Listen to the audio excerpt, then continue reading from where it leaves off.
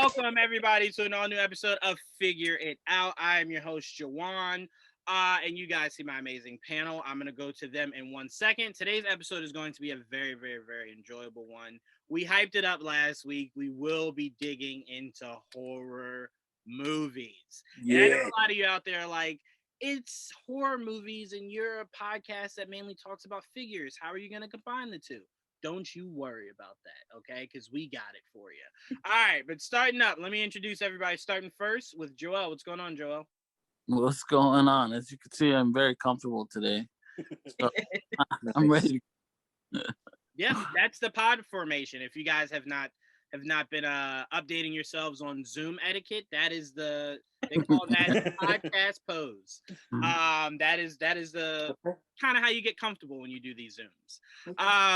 Next up, JD. What's going on, JD? What's up? What's doing? Ready to talk about toys and horror movies. I'm excited. Now, what specific thing about horrors are we talking about? Are we talking about years? Because the 70s had great horror flicks just based on cinematography alone. Are we talking genres like horror porn, slasher, almost thrillers? I'm sorry. Are we talking, comedy horrors? Everything counts. Everything counts. Because like we always say, this is not factual. This is opinion based. So it's whatever your heart desires. Okay. That's where you go with. Okay. And that's why Leprechaun is the greatest horror movie of all time. But next up, Tia. What's going on, Tia? Well, I'm still mourning the loss of our show American Gods after they canceled it after season 3. So, exactly. Still dealing with that, but besides that, pretty good. I'm excited for this podcast, even though I would say I'm not as much of like a horror aficionado as probably you guys are. I still enjoy coming on, figure it out, and I was like, I got answers for these questions. It's okay. And that's all that matters. But last but definitely not least, Pete, what's going on, man? What's up, everybody? I gotta tell you, I've been looking forward to this all week. Yes. I have to answer your question from a moment ago, in this modern age, it's a lot easier to associate toys and horror movies because there's little nuanced figures coming out all over the place. I mean, back in the 80s, I could never have gotten this t-shirt for one of the greatest, scariest horror movies ever. Nice. The original, not that 2005. I was going to say, Pete, that has to be the original you talk about, because remember, so prior to Joanne hitting record, we were talking, about movie theaters and stuff, and I said that I've walked out of a movie before. The movie I walked out of was the remake of The Fog. I went there and I was like, this is crap. I'm sorry. And I walked right out. I did. It's horrible. I deserve that. Although the remake of The Blob was better than the original of The Blob. Agreed. The 80s version, excuse me. Fully agreed. Before we get into this in our first topic, I did want to say, is anyone here familiar with the brand Hiya Toys? Yes. You enjoy Hiya Toys? I love Hiya. Okay. Got so excited. Dave's going against something. I got a slight beef with Hiya Toys. Oh. So I got, because was playing the game and really kind of got into it. I got their Injustice 2 figures. Yeah. Yes. And as soon as I removed the Batman from the box, the arm came right off. Yeah, wow. They are very soft. No hesitation. But these are kind of what they look like, and the way they scaled it was supposed to, in their description, was supposed to be a little bigger than this. So I was also upset with that. The hands are removable, but not easy to remove and put back on. So I got a little beef with you. So this is a toy podcast, so sharing my. Okay, I saw that. Now, that is scaled exactly the same height as this, but that's really bigger. Really. Yeah. I love the way this comes out. This is the Predator 2. This is Danny Glover's arch nemesis over here. I love the retractable claws on this bad boy. Look at that. They extend. Cool. Comes with the spikes.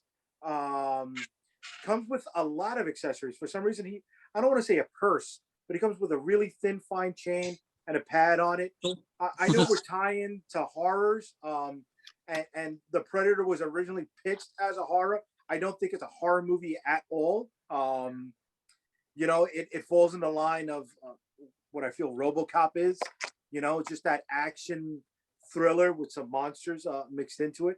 But I really like the higher line of Predators. They are on point, man.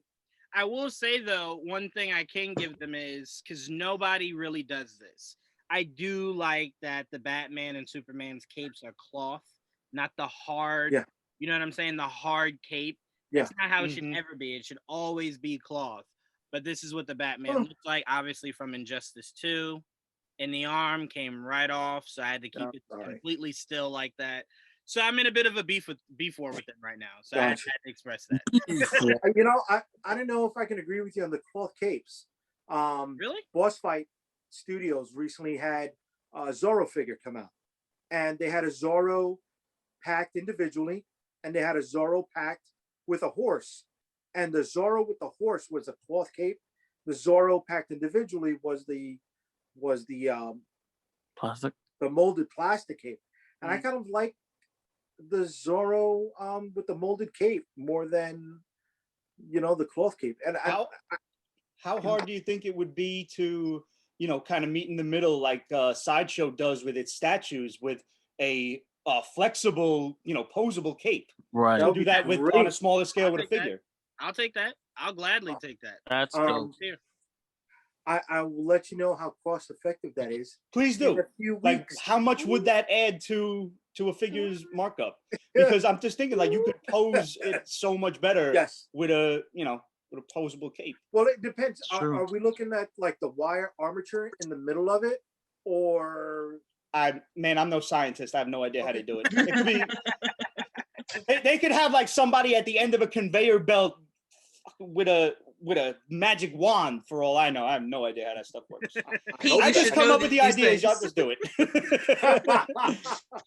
I'm the asshole designer, the architect, and that passes off the shit to the engineer, and the engineer's like, I hope you die a horrible flaming death.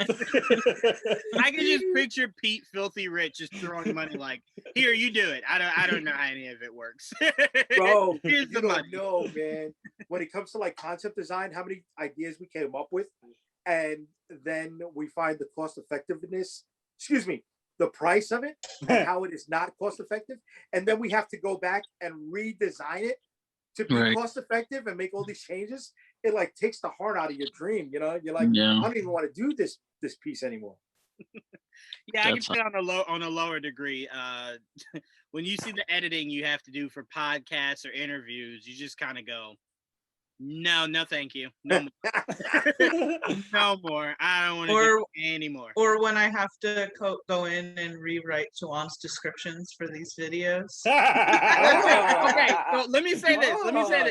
Either buddy. Tia or Kanan always do this, and it literally makes me cry inside every time I do it. So I think really hard when I do titles of these shows, right?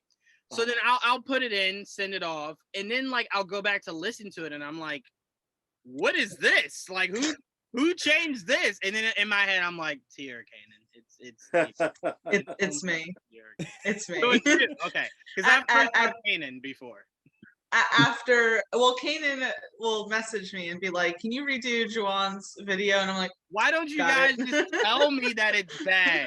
Stop letting me think that it's good. Just immediately say, hey, Juwan, here's the title. Don't you even think about it. Because you do, you host the show and everything. That takes a lot. It's like, he's the editor in chief. I'm the content manager.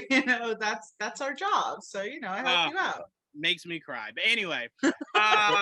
Yo, your dog just ripped somebody's jugular out. Yeah. What happened there?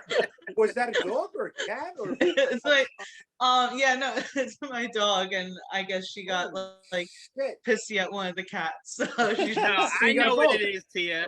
I know what it is. Your dog was like, "Is that the idiot who names his own podcast?" I knew I smelled it. I knew I smelled that idiot somewhere. Oh no, John. We're gonna get into our favorite horror movie collectibles, figures, pops, whatever you want to go by. I don't have any on me, but one that I definitely will never forget. My aunt used to be a manager at Spencer Gifts. I'll never forget. Right up top, all the way up top, was the Chucky. The Chucky that would speak looked, I mean, identical to the Chucky from the movie. And I used to remember going, I can't enter. Why not? I see that Chucky. I know how easy it was in a movie for him to just hop out of the box and hop down and come kill you. No, thank you. No. And I used to say to myself, how come they never put, like, once they figured this out, how come no one thought, you know what, we should probably put zip ties on these so it's not so easy for him to just jump out and murder people. No one ever thought that. They were just like, nah, who cares? Just let him kill people. No, it's your fault. Have you $2 Chucky toys? I'm sure this was so much more of like a girl thing, but like when I grew up, there was something called like My Twin Doll. I know this is like very random. Do you guys know what I'm talking about? It was like this company that like your parents could send off like your picture and they make like a doll that like looks like you and stuff, right? No, I don't know anything about this. That sounds horrifying. Not for That's what I'm saying. It was horrifying. My mom got me one. And every night it's like I would take it out of my bed and run into like the living room and like throw it on the couch. And my mom, for some reason, every day practically like would take it and put it back in my bed. So you wake up and it's like, oh god. Yeah, that's a really good way for a toy to get burned. Like don't do that. Well, so really quick, when I moved out of my parents' house about 5 years ago, my mom's like, do you want to take your My Twin Doll? And I'm like, no, you keep it here. I didn't want it when I was a kid. I don't want it now. It's like, yeah, that should never see another day. Like that should die somewhere. Put that in the trash can or something. I admire your persistence, Tia, because by the second time that thing came back into bed, I'd be like, I'm sorry. I'm really sorry. Please don't stab me. Don't steal my soul. But it was the making of like a Chucky movie. Absolutely. I get it. I refuse to stay at my mother-in-law's house because in the missus the bedroom where she grew up in, that's where her mom puts all the 1940s and 50s old collectible, Kewpie dolls with the dead stare eyes and the plug-in hair pieces. And they're just there on the bed like a million fucking pillows. I fucking can't. Yeah, I mean, that's a horror movie in itself. What was that 80s? That was an 80s horror movie. Not before Puppet Master. It was like Killer Dolls or something. It's a trope. It's a trope. Not just the the talking puppet, but like I think that the TV series of Friday the 13th had an episode dealing with all those little Kewpie dolls. I think it's called Dolls from 1987. Yeah. See, but that'll fuck with you, man. That will. Seen it in real life. There's some like place, I believe, in like somewhere in Latin America, perhaps Mexico, where like there's just dolls. Yes. Island of Dolls. Yes. And whoever goes there to take those pictures is a brave person, because I wouldn't even be there. I had to there was a show on ABC for a little while called The Amazon, and they referenced that. It's not a horror, but it was kind of like a thriller where they were trying to go down the Amazon to find somebody from their team, and it reflected the story of the Heart of Darkness. And every stop they made down the Amazon River was something scary. And one of those stops they made was where the dolls were hanging up there. I was like, oh. Yeah, no. Yeah, it's just, to me, it's one of those things to where it's like, I don't know if it's the smile or the eyes that never blink that is what makes it so terrifying. Yeah. But it's just nothing scarier than just sitting there or laying there and then just looking over, and it has not moved. It has not said anything. It's like, no. You got to go. You got to frown. You got to, I don't know, spit at me something. You can't just sit there and smile with your eyes open like that. Like, what the fuck do you mean it doesn't move? They move. They move? Fuck yeah, they move. They got a life of their own, man. Yeah, some people believe that. Like, look, I had the same issue at my brother's house. My sister-in-law collects a whole bunch of fucking creepy dolls, right? So I used to go there in the mornings before school and, hang out. And it was still dark at that time. So I'd be sitting there trying to take a nap, and all these dolls are like staring at me. So I just turn them around, and then take a nap. And then she'd come down and find all the dolls with either pillows in their face or like upside down or like the other way. None of them were facing me. She had so many, and she has this one doll. Let's say it's like half my size. It's a clown, but she says she keeps it because it looks like me. So I'm like, I hated that. Because I'm like, I don't like that thing. And she kept it in the corner of the room. I'm like, I fucking hate that clown. But she keeps it, and it's half the size, and it scares the shit out of everybody that comes in the house. Yeah. Yeah, fuck Did you clowns guys too. hear? Did you guys hear the thing like Furbies still talking even when like their batteries die Yeah. out or something? Like some people were saying that. Let me tell you this, Pia. Let me tell you this. And then I'm gonna move on to you, Pete. My sister had a Dora, right? Dora the Explorer would move, sing, whatever, right? So I remember my mom going, I'm fucking sick of hearing, this girl hit the button and this shit make noise every 5 seconds. So she takes the batteries out, right? And this is like a few years later. It had like eroded. Like she had kept the batteries in or whatever. It started to like erode inside of there. So like it didn't work for forever. And then out of nowhere, it just every night at the same time would just start singing and dancing. And I remember my mom going, Fill it with fire. my mom was just like, two things are going to happen. Woo. We're going to throw this away and then throw the trash can away, or we're moving. And she was like, I can't afford to move. So that doll's going. And I just remember like everyone sitting around going, yeah, no, it's got to go for sure. But yeah, every night, same time, just deep. You know what time? And it's like, what the fuck? What is that? Would you say, Joel? Did you know what time? Midnight. Remember? Every day. Midnight. Every day. Every single day. Didn't skip a day. Wasn't that not one of skip a the paranormal activity themes? Yeah. Yeah. Right? That the doll carried the Yeah, they spirit? based it off of Joan's. Apparently, right? Thank He goodness. just never got the royalties for Thank it. goodness they don't make Star Wars figures that talk, or I don't know what I would do. Hold on. I have a doll in my room now. I hate her because she's the creepiest looking thing ever. But my daughter, they bought it for her, and she keeps it around. But I keep it in the toy chest. I don't like it when it leaves the toy chest because it just creeps me out. Actually, I'll show you right now.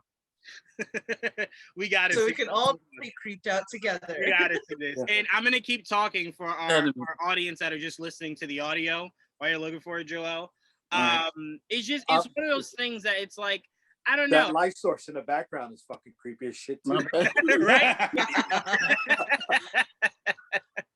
Look at her. That little bit. Oh, I see it. That purple hat. I don't like Oh, her. man. She's too happy. She's too smiley. Yo, That's that unnatural. doll's No gonna one's kill that you one happy. day. Yeah, that is. Me the fuck So out, wait, bro. so Pete, I'm gonna pass it to you. Let me Alright. ask you this before you give me your figure that you enjoy. What do you think would terrify you more? A doll that just sits there, eyes wide open, smiling, or one that would at specific times go off and start singing and dancing? I think one that would just sit there, because if I could time it, if I knew it was gonna happen, it would probably startle me at first, like when you're awake after a very long night of drinking and stupidity, and your alarm goes off. You're like, oh, but wait, no, I know that's supposed to happen. Like after a while, you would get used to that, and if it happened at specific times. But if this thing is just sitting there staring at you, like I want to know what it's doing when I'm not looking at it. Oh, Yeah, man. Like, You no. You say that, but I feel like with that, I could at least maybe take some duct tape and put it over the eyes and the mouth. Okay, why would you piss it? I wouldn't even try that. Thank you. Oh. Thank you. No. Okay.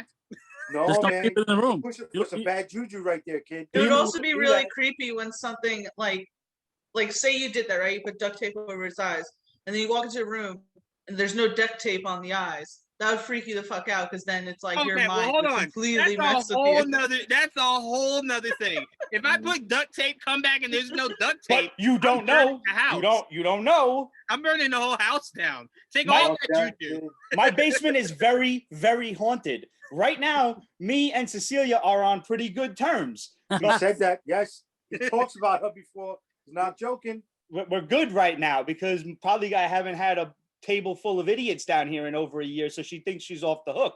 But I got news for you, lady. Once COVID is over and done, we'll be back. Don't do this. Don't do this, because that's going to affect me when I come to the basement. Don't fucking piss her off. You guys think I'm joking about this, right? Listen, I try to be as sensible as it is, but coming from an old school Puerto Rican family, right? There's still that the heebie-jeebies that come in. You know what I mean? The old school stuff. Like, okay, with my ex-wife, we went to go see Paranormal Activity in the theater, and I do not condone violence against women in any way. Let me say this from the beginning. But if anybody has seen Paranormal Activity, and I'm getting goosebumps talking about it, right? When we get home to the house, no shit. You see, now I get scared by the fucking new one. Don't do this. Holy shit. Holy shit, fucking me up tonight. I'm using her iPad and she's messing with me. So we get to the house, and we had central air, and the vents, right, were blowing underneath the curtains. I've been in the house for years. I should know this, but because we saw Paranormal Activity, now it's fucking with me, right? Oh shit. And then this woman turns to me, and just like in the movie when she's sitting outside in the swings after she's been possessed, and she goes, "Don't worry, Jay, it'll be okay. It'll be okay." Just like the fucking movie I almost knocked out. Oh, fucking I'm getting goosebumps right now. She made me spin in my pants in my own fucking home, in my own home, and she knew that would get to me. So for the next 2 weeks, whenever I did something that would tease my ex-wife off just a little bit, she'd, "Don't worry, Jay, it'll be okay. It'll be okay." That's it. That movie fucked with me. Ooh, and you just saw how jumpy I was. I mean, I always say, JD, I can only imagine as being in a couple and seeing that movie and then going home together. Yeah, and like if at like 2 a.m. like your wife just gets up like really quickly, you're like, and she's like, "Whoa, what are you doing?" It's like, "Hey, sorry, like I just saw that movie. I didn't know what you were gonna do. I thought you were gonna stand over me for 4 hours. I did not know. I'm sorry." Most of the time I joke around with stuff like this, but I'm 100% serious. Like, our house backed into a forest. Anything could have fucking Blair Witch Kitty came out that shit in the fucking middle of the fucking night. I would have ran the fuck back to New York from Virginia. It's just, I swear, there's just certain things that it's like you just know not to play with it, right? Like you just know you don't. I got the nerves. Well, that's like, I will tell you right now, I don't really believe in ghosts at all. That's all right. They believe in you. But I also know not to like fuck with things. It's like, yeah. Like, I don't really believe, but I'm not gonna be like, going into the mirror and like, doing Bloody Mary, or I'm not gonna be like, opening up an old book and like doing some spell or something. Like, in the off chance that it's real, I don't fuck with it. No need to tempt fate. Don't fuck. Thank you, Pete. Don't fuck with it. Don't fuck with it. All right, let me. Can I give a story? Can I give another story? I'm sorry. I'm always long-winded. Okay, so when my aunt was a little girl moving into an old school style New York apartment, right? She would complain to her mom. This is my aunt through marriage, right? Not my blood aunt. She would complain to her mom, "Oh, I'm always hearing these noises at night." Her and her sister would sleep in the room, and they're always, they're keeping us up. They're keeping us up. And her mom would be like, "Oh no, those are the kids running around. And those are kids upstairs running around and stuff like that. And that's what's keeping you up." And this is one of those old school New York places where the closets were like big cabinets that went from the floor to the ceiling with like a small little cupboard cabinet in the top, right? So they'd run around and the mom's like, "Oh, when they step on the floorboards, stuff like that, they would loosen the cabinet doors, and that's what's opening up." And my aunt was like, no, there's something else going on here.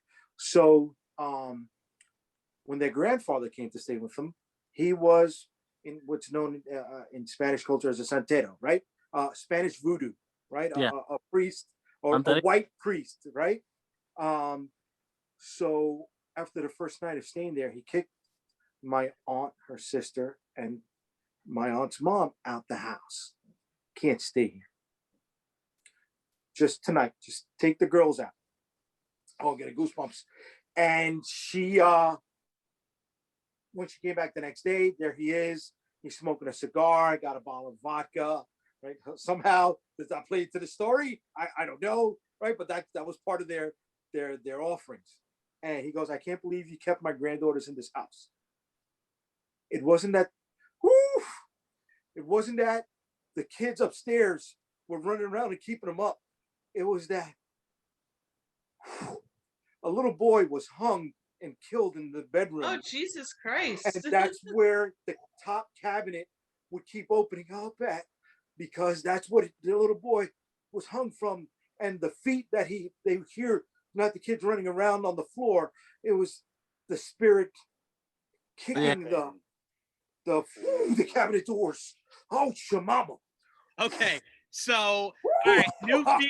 That's way to set the setting, Jay. I'm gonna tell you Jesus. guys this: we don't have rules here at Figure It Out, but the number one rule going forward, JD could not tell any more stories. No, you're not allowed to tell ghost stories anymore. Oh, not I will Wow. never sleep again. I'm gonna be in my bed just like this. Just- There's Oh. more to it, but I left it out, because we got to do the show. That's the abridged version, but that's still fucked me the fuck up, man. That should stay with me from a teenager to my 40s. Yeah, that'll fuck with you, bro. yeah, I mean, Tia, I'll definitely tell you, ghosts and like Whoa. demons and possessions and stuff. I always have the mindset to where it's like, you may not believe in it, which is not a problem. Not a problem. I only ask that, and not you, Tia. I'm just saying other people. I only ask that you don't fuck with it. Well, no, Don't and that's pick the my bear. thing. Don't That's piss the bear. Only question. No. Only thing. That's my thing. It's like cautiously not believing in it. Like, believe me, I've had this conversation where I've had friends before that, like, are into tarot cards and they're into it, all that. Like, I've had this conversation where I just don't believe in it. But I will never take it away from someone else who believes and has their own experiences. And again, as you said, I will not poke bears. Right, I mean, I will only not say poke that- any bears. I only say that because you see these people that will like go to old burial grounds or play on the No, hell Yeah, no. no. Do My, that. you know what my No. thing is?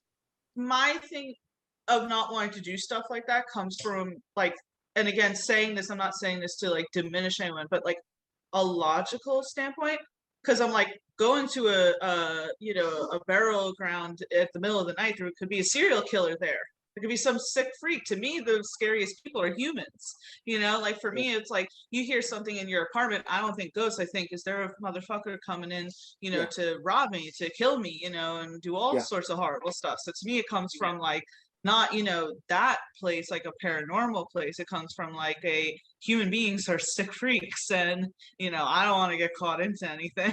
See, mine immediately goes paranormal, and then I'm relieved. Like if I look and I'm like, oh my god, there's a ghost in here, but I get up and it's someone just hopping in my house, I'm like, you Good. scared me. Like I thought you were a ghost. Okay, did you? Do And then they'll go like, "Hey, I'm here to rob you," and you'll be like, "Cool, Okay, there's like, nothing here." I could fuck you up.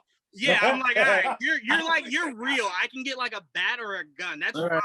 fine. A ghost. Ghostbusters aren't on speed dial like the movie makes you think. they Yeah. are. So More it's like, I don't know what to do if that happens. Like, Yeah. I love the supernatural. I love all that extra shit. I listen to all those like campfire, like ghost stories, all that Yeah. shit. Joanne knows. I listen didn't we listen for to fun. Didn't we listen to it on the way to New York Comic Con one year? Yeah, we a couple times. Okay. I all the time. But here's the But thing. Joel, that's the funny thing is that I listen to like true crime stuff for fun. I like that. Yeah. And Yeah. that creep you out I too, like true. that stuff. But my thing is, and that's why I don't fuck with it either, because I obviously I believe in that kind of shit. But there's stuff like there are times like I have stories I want to write that involve that kind of shit, but I only go so far because I start creeping myself out. So I'm like, I can't. That's when you know it's good, though, Joel. When you're Well, Well, creeping I mean, yourself but out. have you heard about the stuff like with the people who filmed Poltergeist, like all of them got messed up. Like all of Yeah. them accidents happened, diseases, and I'm like, this is why you don't poke the bear. Yeah. No. Yeah. That was territory they were not meant to go into. Woo. Definitely I'm not. right. I'm writing some Oh, stuff there's now, goes and it's just goosebumps. it keeps me the fuck out. But I'm like, I got to do it at some point. I got to finish it. We But, got to do a whole episode on just ghost stories. Period. I think. oh, we could. man. Oh, Well, I we think sure we would have can. bro. fun. You know what? All right, so we might have to make this part 1 and next week because I have ghost stories, but Pete, I am I sorry. have no ghost stories. I was prepared for horror movies. It's okay, Tia. It's okay. We'll. No, I can't even say that. I don't even like to play with that. All right, never mind, Pete. I'm gonna go to you. All right. I'm gonna go to you. What were some of the figures that you enjoyed from the horror world? All right. I got a few in front of me here, so bear with me on this Yeah. one. The very first horror figure I got was my man Jason right here from the Ooh. McFarlane movie Maniacs line. Even though this was the Jason Goes to Hell figure, which is probably the worst movie in the franchise. There's no probably about it. It's awful. This is Not still a Jason really dope X? figure. No, Jason X is dope. Oh, Jason X is awesome for the That's simple Jason fact. Sci-Fi. Yeah, gotta for go the for it. fact that if there was a dude who was coming back to life, forget killing teenagers, killing anybody. This dude's coming back to life. Eventually, the government's going to find out about him, and they're going to build a whole military base around him and try to capture him and study him. Jason X was the logical conclusion to the series, as far as I'm concerned. And I'm going to talk more about Jason X later on in the program. Yeah. So that's one. And Jason is arguably my favorite horror movie franchise. So I have a few figures here. I have the Jason Lives figure from Jason 6. Oop, I don't know what that was. And he's hard to see because he's still in the package, but he's all gruesome looking and everything from when Tommy woke him up out of the grave. I have the Friday the 13th from the video game. This used to play the Nice. video game theme song when you opened it up, but the batteries have long since died. dope. So he's all purple and everything. I never beat that game. Jason's Impossible. And I What did platform was it on? NES. Oh, And okay. of cool. course, the Funko Pop for the Oh, I like same that. accompanying game. This is the 8-bit You purple version. heard Tia? I could have heard you finishing. Oh, he's a killer, but he's so cute. It is so terrible. You know I love the Funko Pops. That one time I was here and showed you all, that wasn't even like half my collection. So- Honestly, Tia, I knew you did, so I was like, I got to bring this one for her. I was like, I know she's gonna like this one.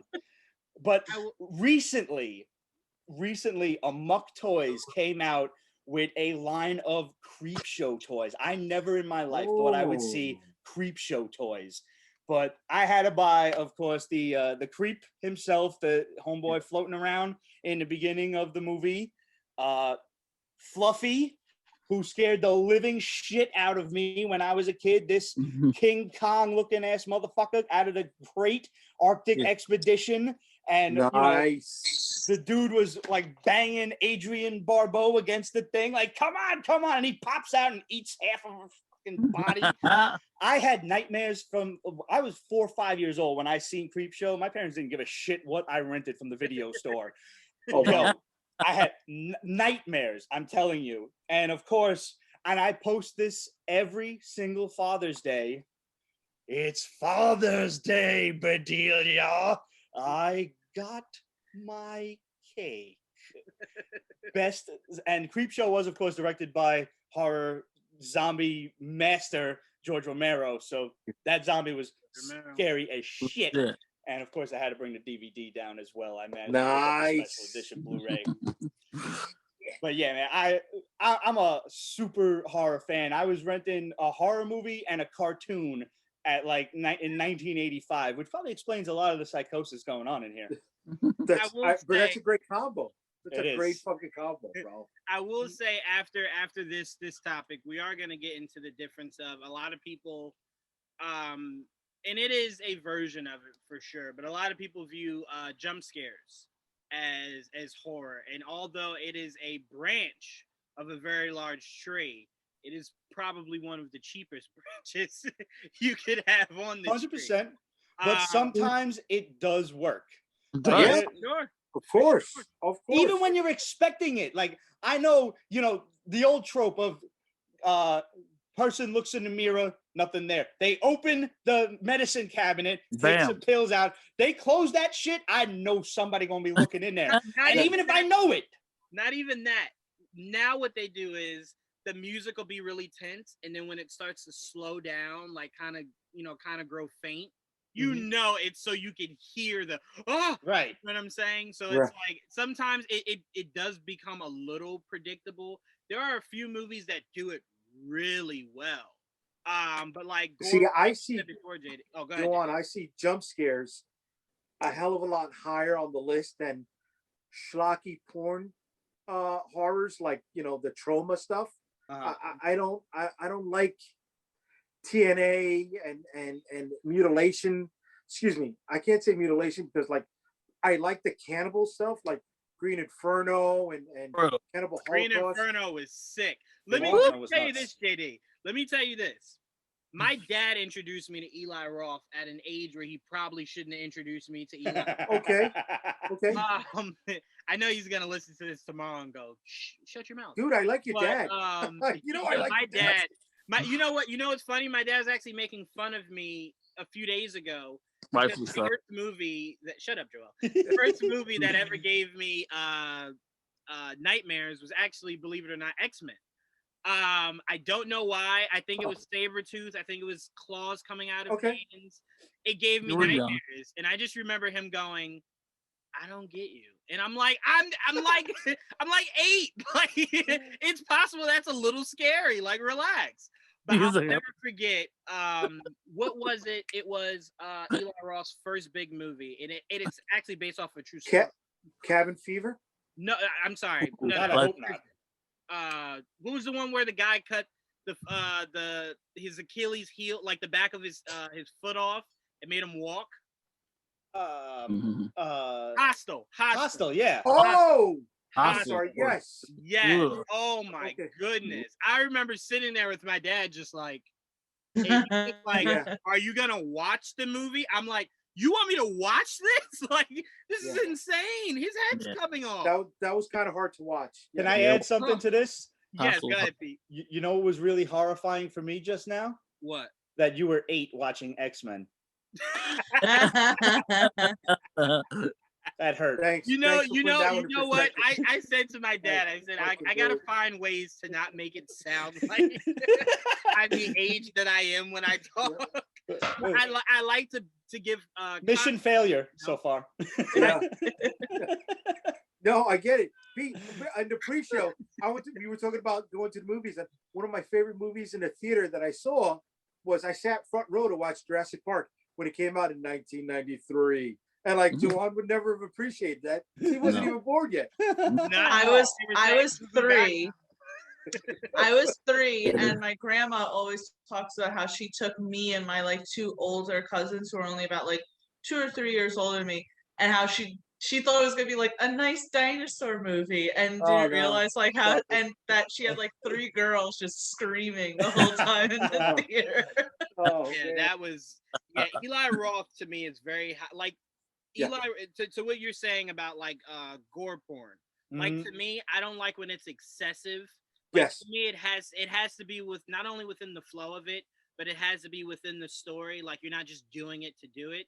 It's why I appreciated Hostel, not really Hostel 2.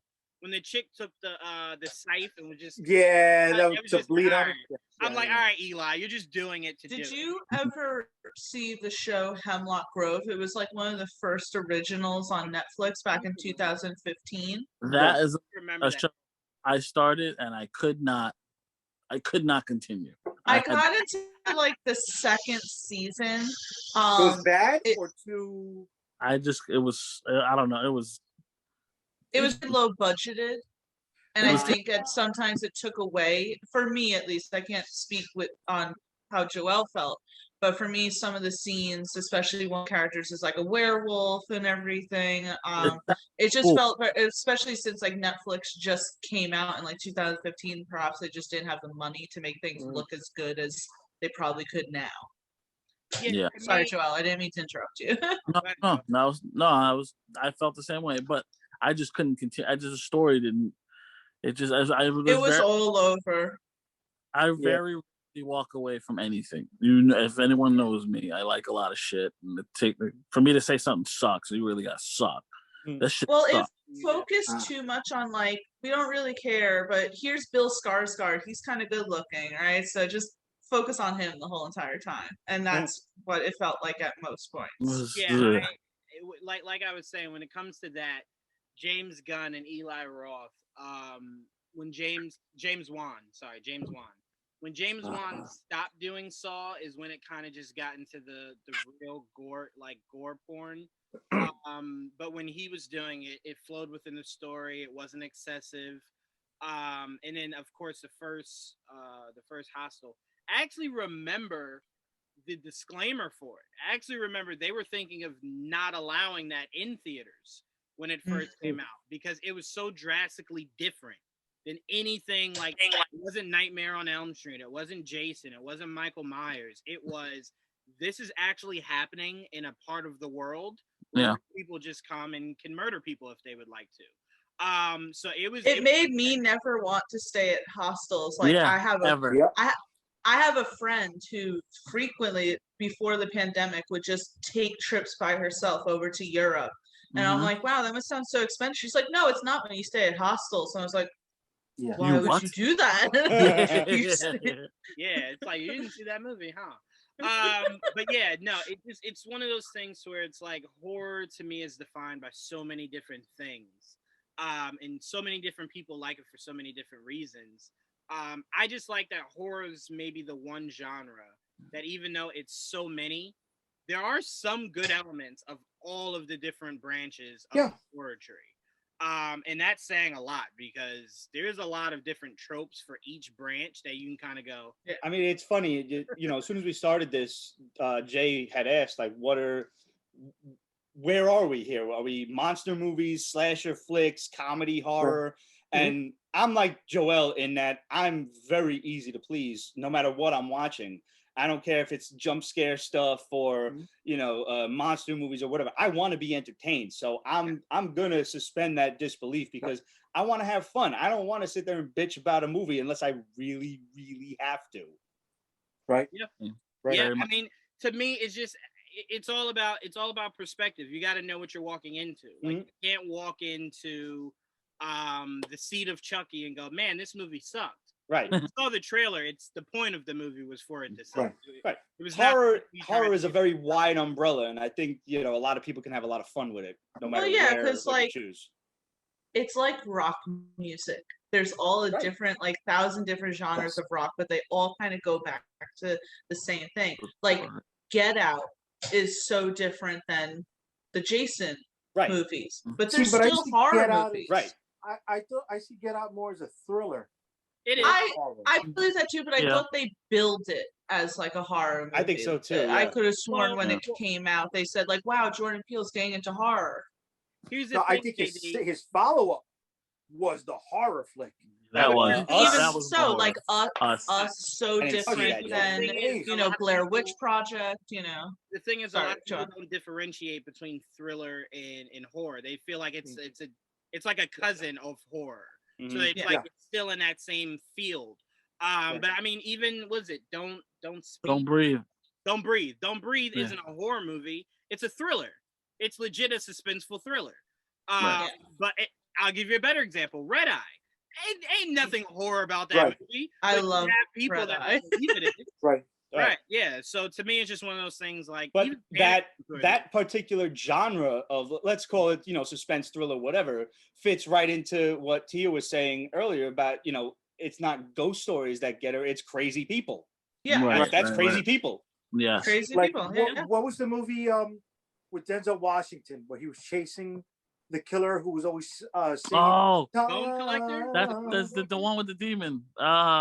Yeah. Oh my God! My aunt put me onto that movie like a month ago. That's a great flick. But if it was billed as a horror, I don't think you would have gotten Denzel Washington to do it. No, not at all. But sold him as a thriller. You're talking about the movie that when you touch someone, yes, and kill other people. Yes. Yes. Okay. See, Yes. but that's a concept that had been done before because Wes Craven did it with Shocker. I don't know if you guys knew about that. I've heard of that, Remember yeah. that? Like, dude, the 70s and the 80s were some of the best horror flicks that came out, right? 70s, just for cinematography alone, I mean, wow, the feel, the vibe that it gave you with the cinematography look is just amazing. The grittiness, right? And I'm not talking about the grindhouse stuff. I'm talking about just, like how it's a bright, shiny day, but it still seems like it had rained some point in the movie. Like something like Invasion of the Body Snatchers. It was a bright, shiny day, but it always seemed like it was gray skies going on. And that is a scary fucking flick, right? But then you go into the 80s and you get, the first Nightmare on Elm Street. You get, later on, like Wes Craven's Shocker. And it's like, not that it goes campy, but they go after the one-liners. So it almost feels like it could be like an action style film or marketed more for a commercial horror film than something that can really get under your skin, like Invasion of the Body Snatchers or the scariest movie of all time, Willy Wonka and the Chocolate Factory.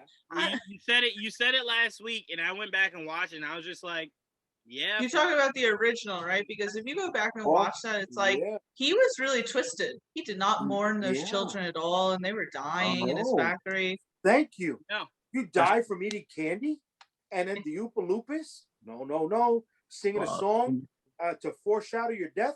Oh, no. Fuck that. Would you guys consider something like Midsommar a horror movie? Yes.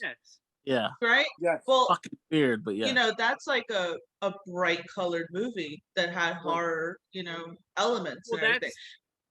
Go ahead, I'm sorry. No, I was just gonna say, and that movie freaked me the fuck out. Yeah, because it's a real that event. falls in the category of something like Wicker Man, Yeah. And I said yes, and then heard you and was just like, that's JD. Oh wait, is that not something? I'm sorry. I think any Nicolas Cage movie is a horror movie at this point. Yeah. But that was a remake. Still making movies. Yes, that was a remake. Yes, I'm aware. Yeah. All right, Tia, I'm gonna go to you next. What were some of the collectibles or dolls that completely terrified you in your youth?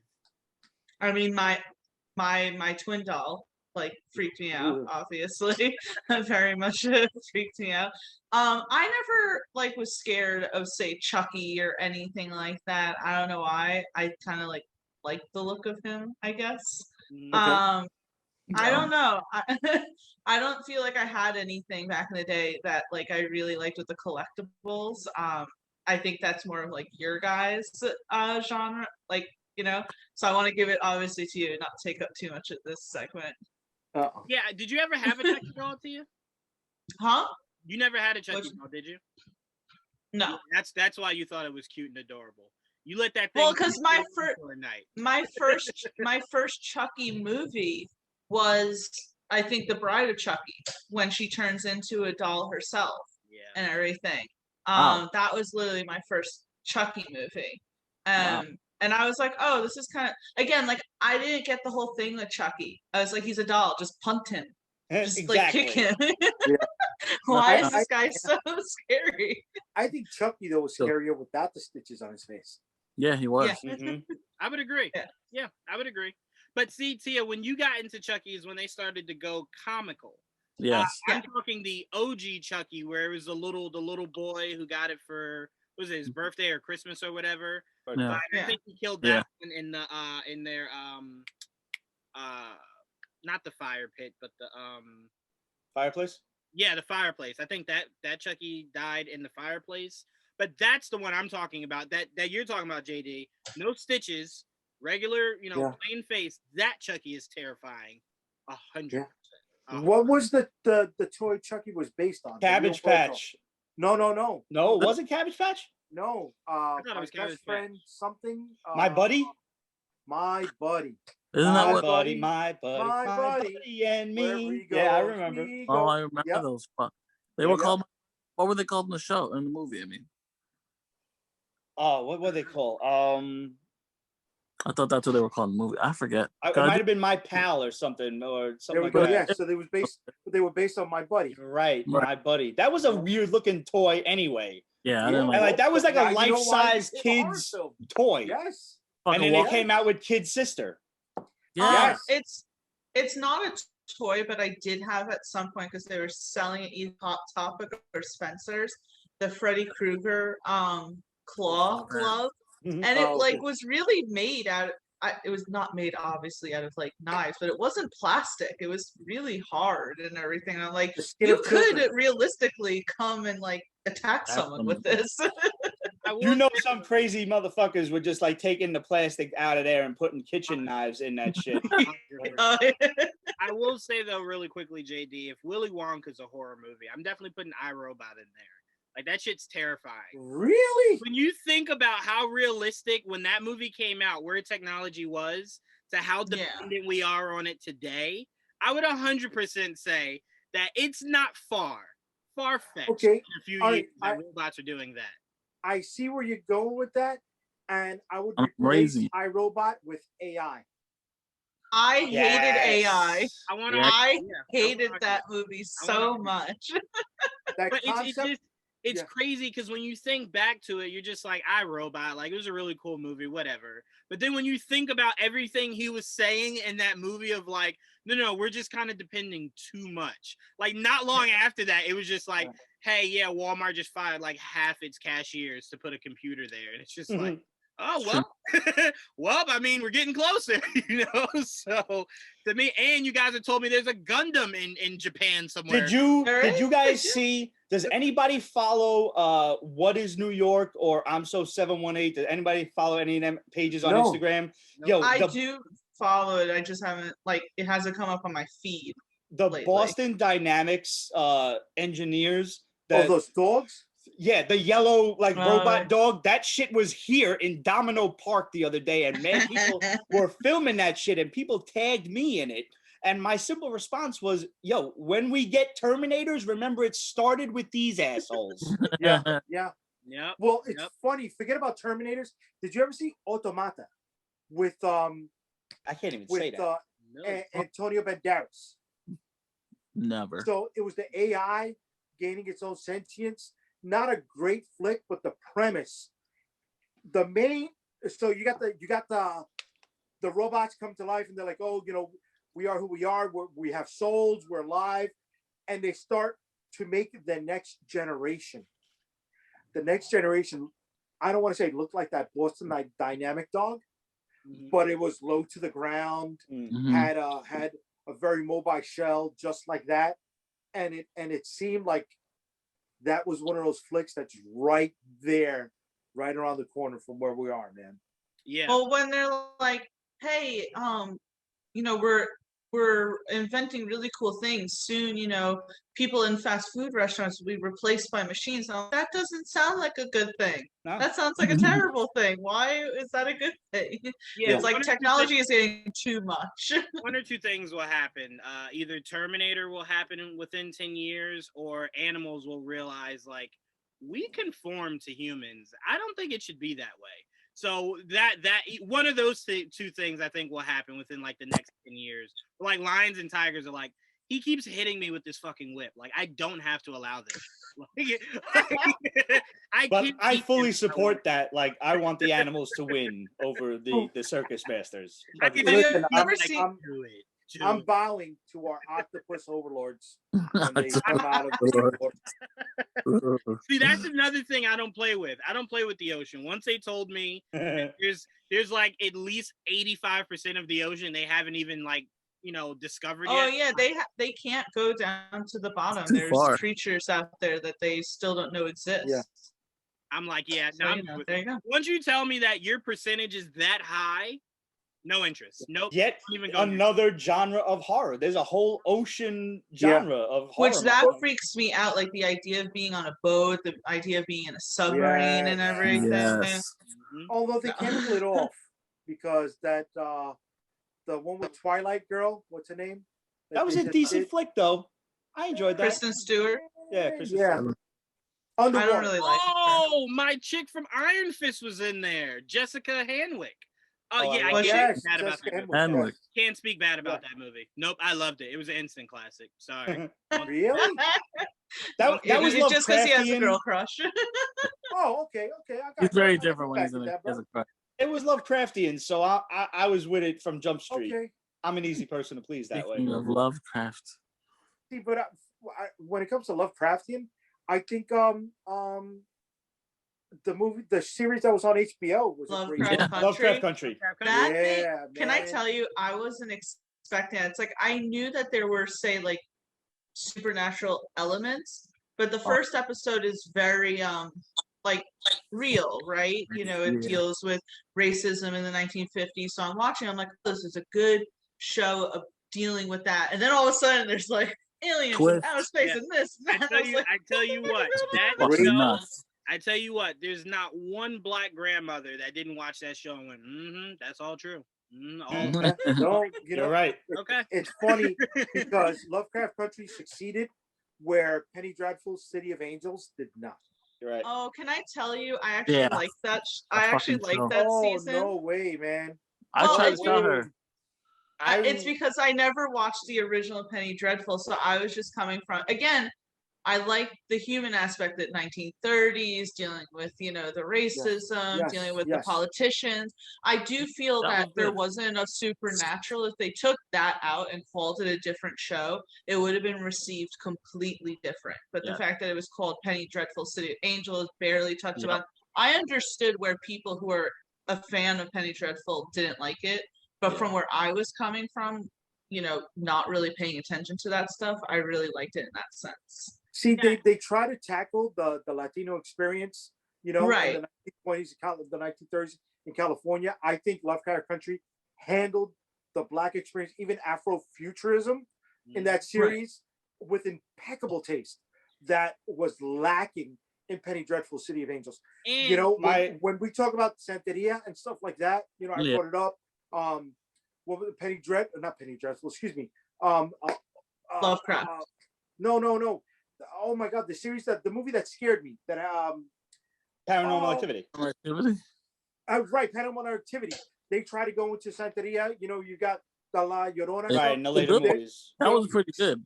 Spanish horror is so rich and so untapped, especially when you tie it in to Christianity and the Yo, taboos that are involved with it. The Curse Woo. of La Llorona. Yeah. La- I don't know. That was a good flick. Not for nothing. Yeah, man. I mean, On the subject wait, of Spanish horror. Did you Yeah, enjoy Drag man. Me to Hell? That was a cool Who are flick. you asking? Don't drag me to hell. But Just if you anyone. watch, Just anyone. if anybody has seen Quarantine, Yes. Yes. Yes. okay, so that came from a Spanish flick. Yeah. Yeah. Spain Spanish, right? Called Rec.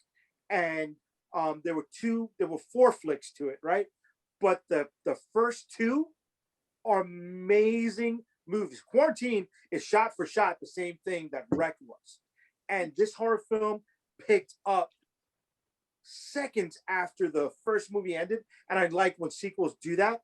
But it Yeah. took the zombie element from the whole Spanish Christianity and the taboo of suppression and stuff like that. And you're just like, oh yeah, I like where this is going, because again, it's untapped, yet it's so prevalent in my culture growing up to see it, you know, used in this way. I'm like, this triggers those horror elements for me. I going back to Penny Dreadful, they missed the mark on so Well, much. you have to ask yourself, like, you know, because I didn't look at the people who made it. Was there anyone who was Hispanic in the writer's room? You there know, was, like there there was. was. Okay. I have to add one thing on this note, like, and I don't want to go off on a tangent, but when it comes to Lovecraft Country, it was a great series. I enjoyed it very much. Yeah. I want the further seasons to actually involve more Lovecraftian things, because there was really only like episode 1 that you saw some Cthulhu, some Cthulhu spawn, and Right. horrendously Hellboy ripoff of a Shoggoth. I hated that, but regardless, I want to see more of that, and I could talk a whole episode worth of Lovecraft, so I'm not going to. But regardless, I want to see more Lovecraftian It was hard shit. because they had to toe the line. You I know. Lovecraft was a bigot, so Well, it's like He Oh, was, it's but tough. he learned better in his later years, and he died Yeah. before he could really amend his ways, but like I mean that's kind of what you want out of a racist asshole is to learn better. Progress. And he was starting to. I'll Admittedly. even say, Pete, the thing I love most about it had nothing to even do with the story specifically. I like that when you look at certain things, you see Jordan Peele. You look at other certain things, you saw J.J. Abrams. Like Yes. the two girls that were haunting that Those were creepy. That was Jordan Peele. Like that was all Jordan Peele. Not I'm That not saying that was him fucked directing it, me but that was his. That Oh. fr- it was Yeah, that was freaky. nuts. That was definitely him. And like to me, when the chick turned like into like this like octopus thing, I'm like, that's AJ. That had to be Abrams. Like, To me, though, the freakiest thing about that was the first time you saw, and forgive me, it's been a really long time, but the sister of who Journey Smollett played, like her sister in it, the first time that like remember when she turned into that white woman and then she like shed her skin to turn back and like how it was like detailing it, I was like, oh God, this is so awful. Like, why would you ever want to go back through that just for that alone? It looks painful, and then you kind of It looks that, so like, I'm used to it. I just had to bring out the Cthulhu statue for a second. Oh, Just since we're on the dude, subject. I couldn't make out what it was. Okay, that's crazy. No, we do have to go over Lovecraft Country. I would The, love to, man. No pun intended. Journey Smollett's sister, and I can't pronounce her name, so I don't want to butcher it, right? But she has a great horror film based in England where her and her husband in the flick, they're immigrants and they're seeking refuge, right? And to gain citizenship in the UK, they have to stay in a certain house provided for them by the government, you know, a certain amount of time so they can get their citizenship. But the house is haunted. Ooh. Wow. Sounds Find me that familiar. movie. It's I'd like like- to see that. See that? Yeah. I forgot the name of it, but it's like, okay, you know, it kills that whole concept. Fucking run out the motherfucking house, bitch, and get the hell away. But you can't because you're staying there. And then, you know, it flashes to horrors of what they were escaping from. And it's like, what's worse? The I have a supposed question. rats or monsters that are living in. Her husband in the movie was a black gentleman. Yes. Okay, I am reminded of the Eddie Murphy skit when he was talking about Amityville. Y'all remember this shit? When he Oh was my like, God. The first one or the second one? no, the very first hit, I think it was in Delirious when he was like, you know, black folks as opposed to white folks. This is the difference. Like white folks move into the house and it's like, oh, this is fantastic. Whereas black folks, they move into the Amityville house. They're like, oh, baby, this is fantastic. I can't wait to start my life with you. I love you, baby. I love this house. This is fantastic. Get out. Too bad we can't stay, baby. Let's go. No, you have to go. There's TikTok videos like that where it's like white people in horror movies. Oh, did you hear that? Let's go in and explore. It's Black true. people said- and I'm It's like, true. That's why, but and I'm that's like, why this they is why say, we die. This is why we die in horror movies. That's why they say black people can never have a horror movie because it'd just be 5 minutes. It'd be like the credits. It'd start and then they go, well, Credit to I'm you, you know better. We're stupid. I'm gonna be that idiot. I'm definitely okay. going in. You know what it is? I think it's a natural curiosity. Like I feel like when you're another race, there's always something against you to where it's like, I'm really not that curious to see what exists past this. Yeah. I really You know what feel I'm like saying? it's some sort of like predisposed curiosity that we have because it's like, and listen, R.I.P. to Steve Irwin. But I grew up watching his, and he'd be like, "This is the most dangerous snake in all of the world. One bite can simply kill you. I'm gonna stick my hand in the freaking hole and look at the camera." And it's like, what? Why? Yeah. It's like, why What's would wrong? you do that? But yeah, it's just we don't, and I don't like to speak for other races, but I kind of just feel like other races just aren't naturally curious like that. Like it's like, man, there's like a lion that turns into a shark that can turn into a dinosaur, and it's like we would just kind of be like, nah, I'm good. You can just tell me about it. I'm okay. If you make it back. I still If you make it remember back. one of the very first Steve Harvey stand-ups I seen. I was probably on like Def Comedy Jam, like I don't know, 92 or whatever. And he was talking about going back to Africa, like he was on a safari tour or whatever. And he's like, there's always this one white dude who just knows every sound in the jungle. And it was like, I was like, oh, that's a cooler bird or whatever. And he's like, I was like, I don't know what that is. I'm gonna go find out. And my wife was like, you have to stop him. I was like, no, Fuck him. Whatever it is, let it eat him. Get full. Don't gotta fuck with us. I agree with that 100%. Yeah. Yes. Oh my god. Oh my god. Yeah. But that's what I'm saying, and that's why it's just like when you look at horror movies, that's why I think honestly a lot of people thought it was racist, but that's the honest reason why I think they killed off black people in horror movies. It's like realistically, they wouldn't still be here if we don't kill them off. So You all knew better, and you would save the other people. You guys, hey, come on this way. No. Yeah, we 100% would be like Veronica. He's definitely over there. He's right there. I don't think you should. Unless you're Buster Rhymes in a Michael Myers. Yeah. Oh my god, I remember that freaking movie. Best scene in a Halloween movie ever. Although, You know what? see, what people don't know is when you take a Buster Rhymes credibility as knocking out a professional boxer by the name of Zab Judah, you can see how that may happen in real life. There you go. I mean, I'll even say it wasn't a horror movie, but the worst way I think I've ever seen a black person die in something like that was definitely Sam Jack in Deep Blue Sea. Yeah. Wait, That was excessive. Everybody died with just one bite, and it's like, okay, they're dead. His was just like, nope, there's like 3 of us, and we're gonna separate him so we can all eat. It was just hold up. Credit where it is due. And I don't know the actor's name. I don't even know the character's name. But I am gonna, you know where I'm going with this. I'm sure you do. I am referencing Friday the 13th, Part 8. Jason Takes Manhattan. Yes. And the only dude who actually like try to go toe to toe with Jason. Dude, like, he all tried right, to let's keep the go. fight with him. Let's go. He tried. I mean, credit. He lost miserably. But damn it, he tried. yeah. but I definitely got I to used give to you get that. Spanish people in horror flicks, you know, we're usually the chef, one of the first 2 people to die in the flick. You don't get that shit. We don't get that respect, bro. Not at Come all. on. Now, I actually can't remember. Is there a mainstream horror movie where someone Hispanic lived close to the end, if not the whole movie? No. Panic. And in one of the Exorcist flicks, we were the carrier to bring the devil across the fucking border. I don't know why. I mean, the black dude lived in Event Horizon, but I couldn't tell you Hispanic dude. I don't know that's a about scary that. fucking flick. Wait, a No. black dude lived in a horror movie? Yeah, Lawrence dude. Fishburne. Yeah, man. Oh, Just your face was so funny in that. It took you a Of- second. Event Horizon is one of the scariest movies you Yes. could ever see. I Yes. promise you. Didn't That is- even know that was a thing. Psychological horror big Yeah, time. that's a scary movie. Creepy movie. Yeah, but I hope somebody you know, what did any Spanish person survive in a flick? Really? I gotta No. think of one where there is a Spanish person in it first, and You that's know like what I'm saying? that's What do we hard. That is Like, okay, and we- it has to be mainstream. That's the even Yeah. harder. okay, so 'Cause you the could stay like, closest thing we got is Jay Hernandez in Hostel, but he died in the first 5 seconds of True. Hostel number 2. There you go. You know, he died in quarantine. What else we got?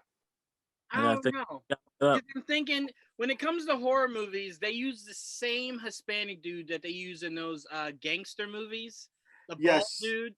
He's Yes. in like literally whenever a director is like, I need someone Hispanic, and they're like, well, Yeah. what size? It's like kind of big dude. They're like, got it. Don't even worry about it. I need a cholo. I We need got that specific Yeah. We cholo. got it. We got him on speed dial. Don't But even- apparently we're losing that too because Shia LaBeouf was a cholo in Sure. He was a white cholo. Wait, Yeah. time out. Hold on, JD. Let me say this.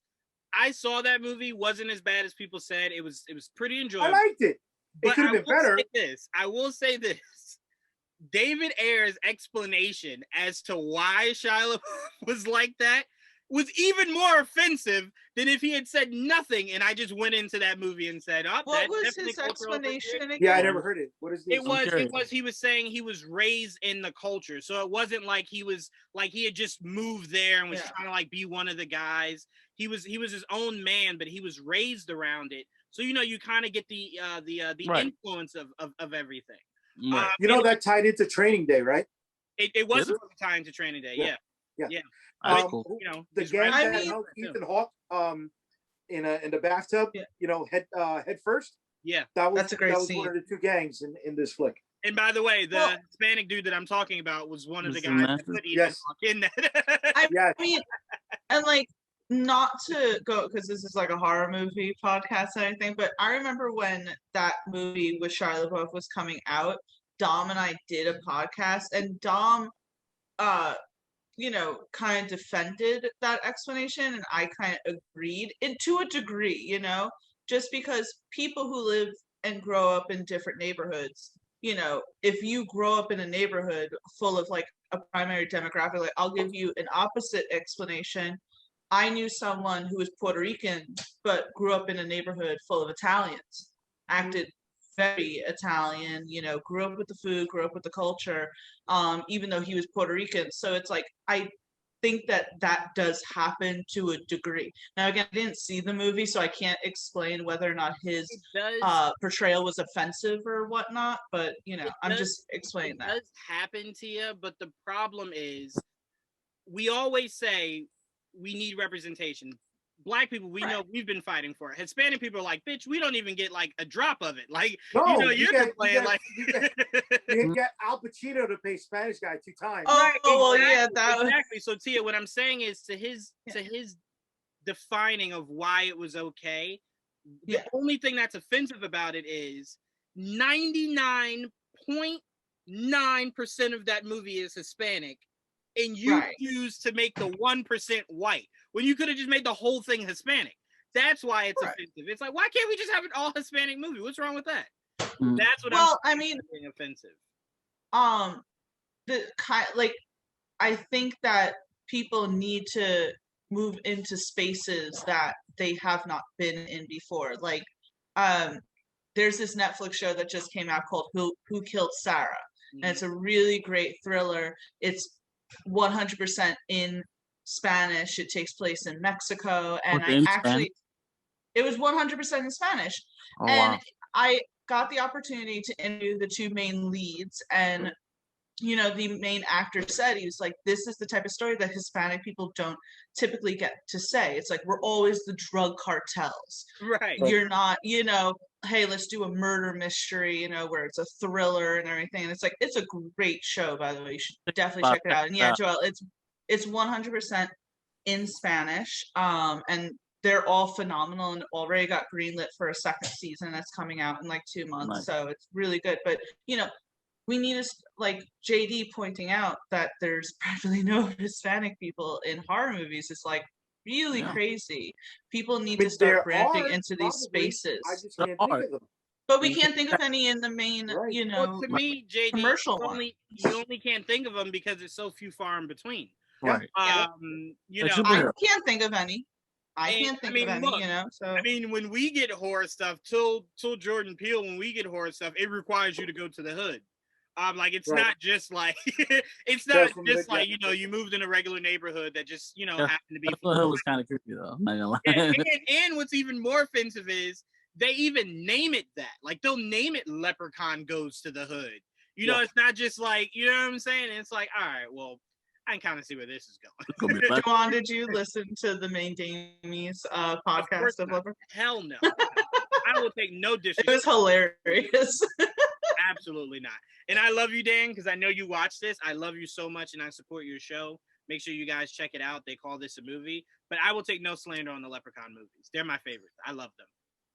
Pete, you're muted. You're muted. That face was hilarious. I'm like, damn it, defeated. That's Cecilia. See? You invoke Cecilia. Cecilia, when I come over, I love you. But I'm still gonna sit next to Ramon just in case they come in my ass. Not for nothing, hood horror movies are some of the best around. And if any of you out there have not yet seen Hood of the Living Dead, I highly encourage you. That's a movie? Oh, it's fantastic. It's so good. There are so many like side note zombie movies. Like I you know what? I'm just gonna let you guys know, and I'm probably gonna get in trouble again for saying this, but here we go.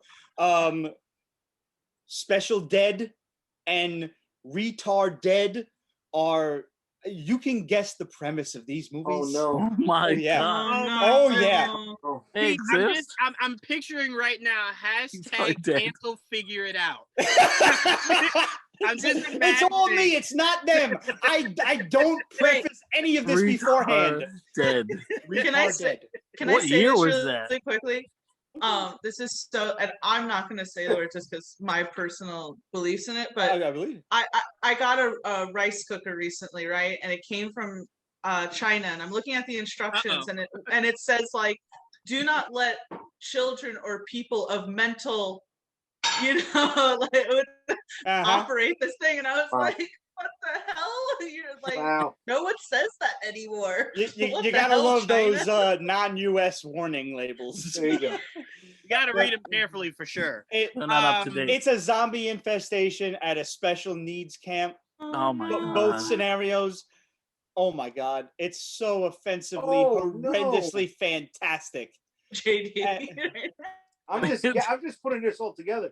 But Yeah. while you're talking about it, I'm thinking about Vampires versus the Bronx, and that's a shitty flick on Netflix. Yeah. And because I'm thinking about the hood. So you know? wonderful. It's so good.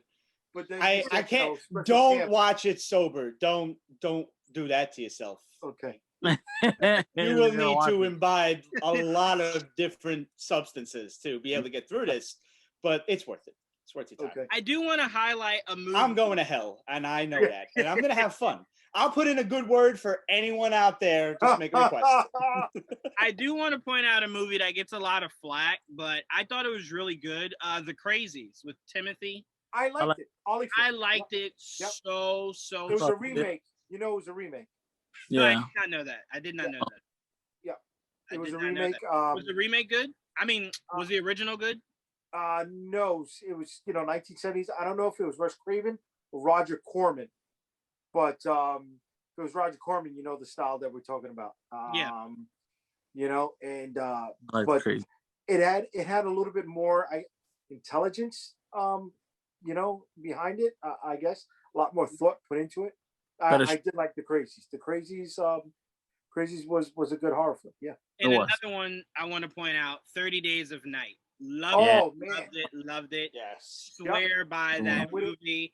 Again, another movie my dad took me to that I'm just sitting there and I'm just like, there's like normal movies that other fathers and sons watch that we can maybe I've got the maybe I've got the we can switch hardcover this up for. original of that. I- That's great. I have a really stupid nerd question that I have to ask not only the panel, but everybody out there in Figure It Out land and Geek Vibes Nation fandom land.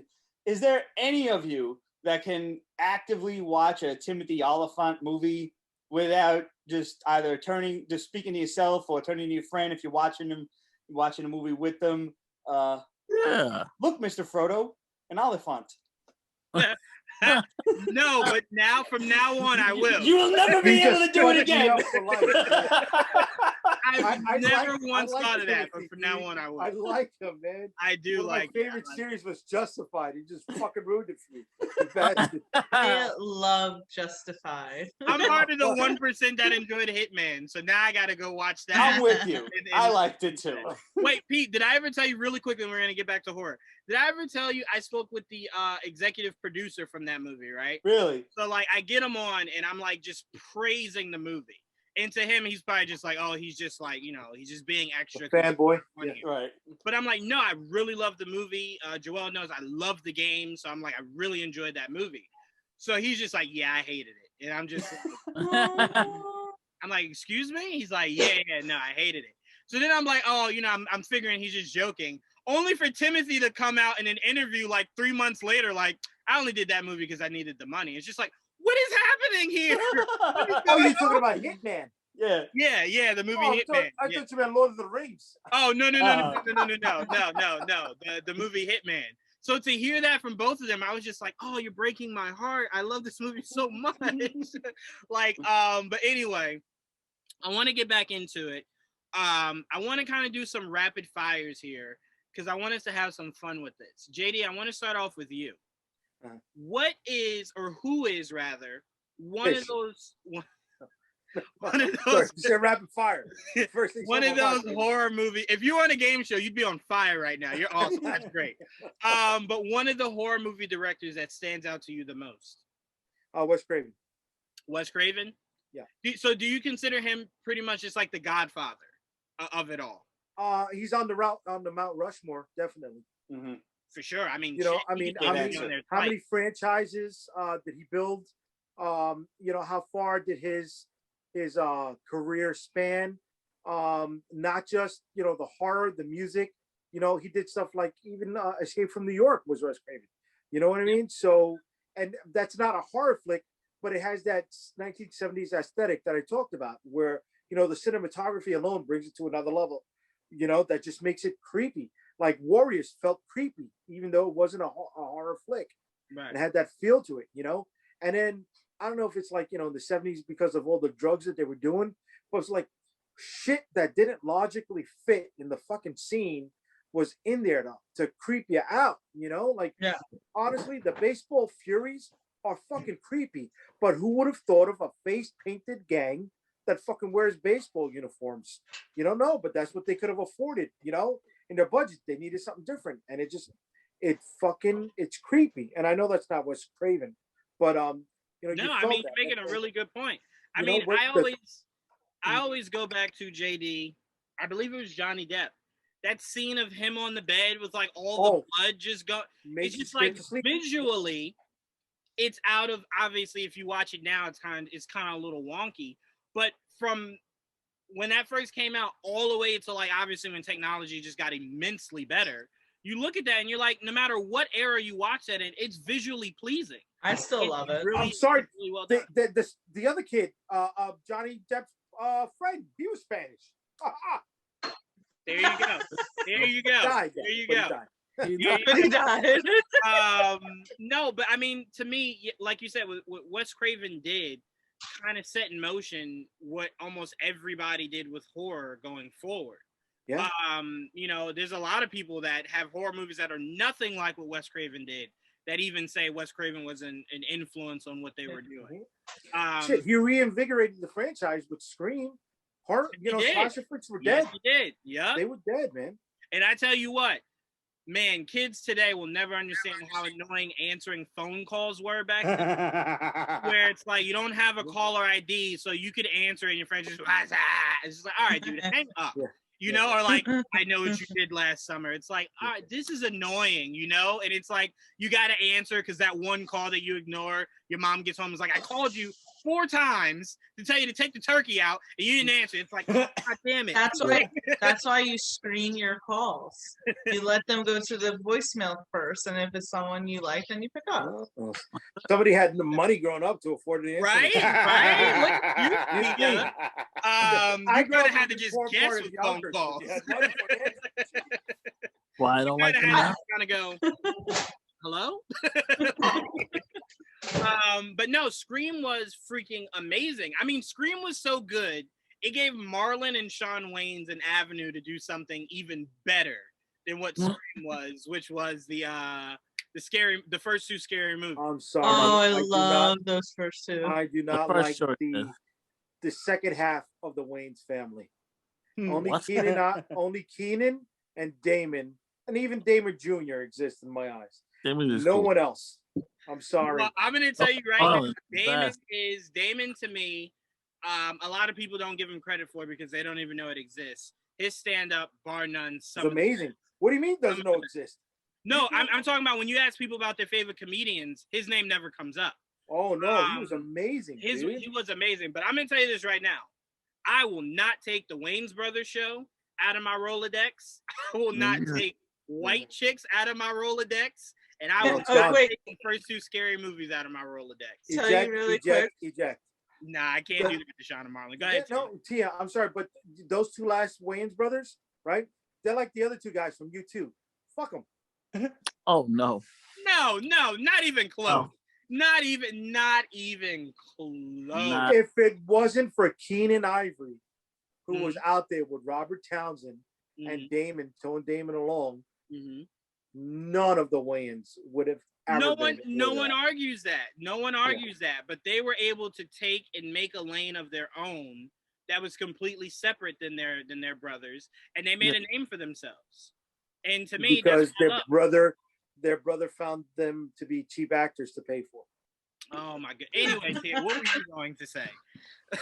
I was only gonna say that this is so stupid, like a side thing, but I have a friend who lives over in England, and when I was 18, she came over to visit, and the first thing she wanted to do was, can we watch White Chicks? So it's like, Huh. that's how hilarious that freaking movie is, that someone from the UK is like, what's the first thing you want to do while you're in America now? Watch White Chicks. Yeah. I mean, hey, it's a true treasure. But no. Joel, I want to go to you next. What's a horror movie director that jumps out to you as one of your favorites? Oh, I think I'll probably stick to the modern day because I appreciate those a little bit more. Even though I could say like a Wes Craven or John Carpenter. But I think James Wan is like one of the modern day horror directors that I really look up to, because I really think Conjuring was one of the more scariest movies I've seen in modern day. Like as a kid, I was scared of everything. It didn't take much to scare me as a child, but as an adult, it takes a lot more to scare me. And The Conjuring did it, and he does a great. And look, he even made fucking parts of Aquaman creepy. So it's like, Yeah. he got it. That guy's good, bro. So Yeah. Oh yeah, get a lot of good shit. I mean, Grudge. I'm gonna piggyback, Joel. That was gonna be my pick. I remember seeing Saw in theaters, the first one, and I remember everyone kind of going like, "Oh my god, it's just like it's just gore porn. Like this is the worst." And I remember not a fucking word was said when the end of that movie came on, and everyone's looking at that old dude just like, "What the fuck? What the Yeah, fuck? it was Where great. what?"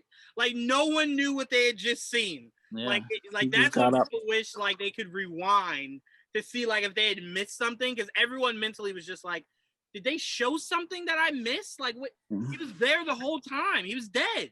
So to me, it's just like for James Wan to take something and for us to just go, oh my god, this is just exploding mouths and whatever the hell, and really take it and take horror, a new age of horror, and twist it into like this thriller that has an actual story to it. I loved it. I really did. And the Conjuring movies, I like to watch on mute. They're good. but no, I love what he did. And with his spinoffs, they're not the spinoffs to where it's like, all right, you're doing too much. And Yeah. the spinoffs are really good also. He created a universe.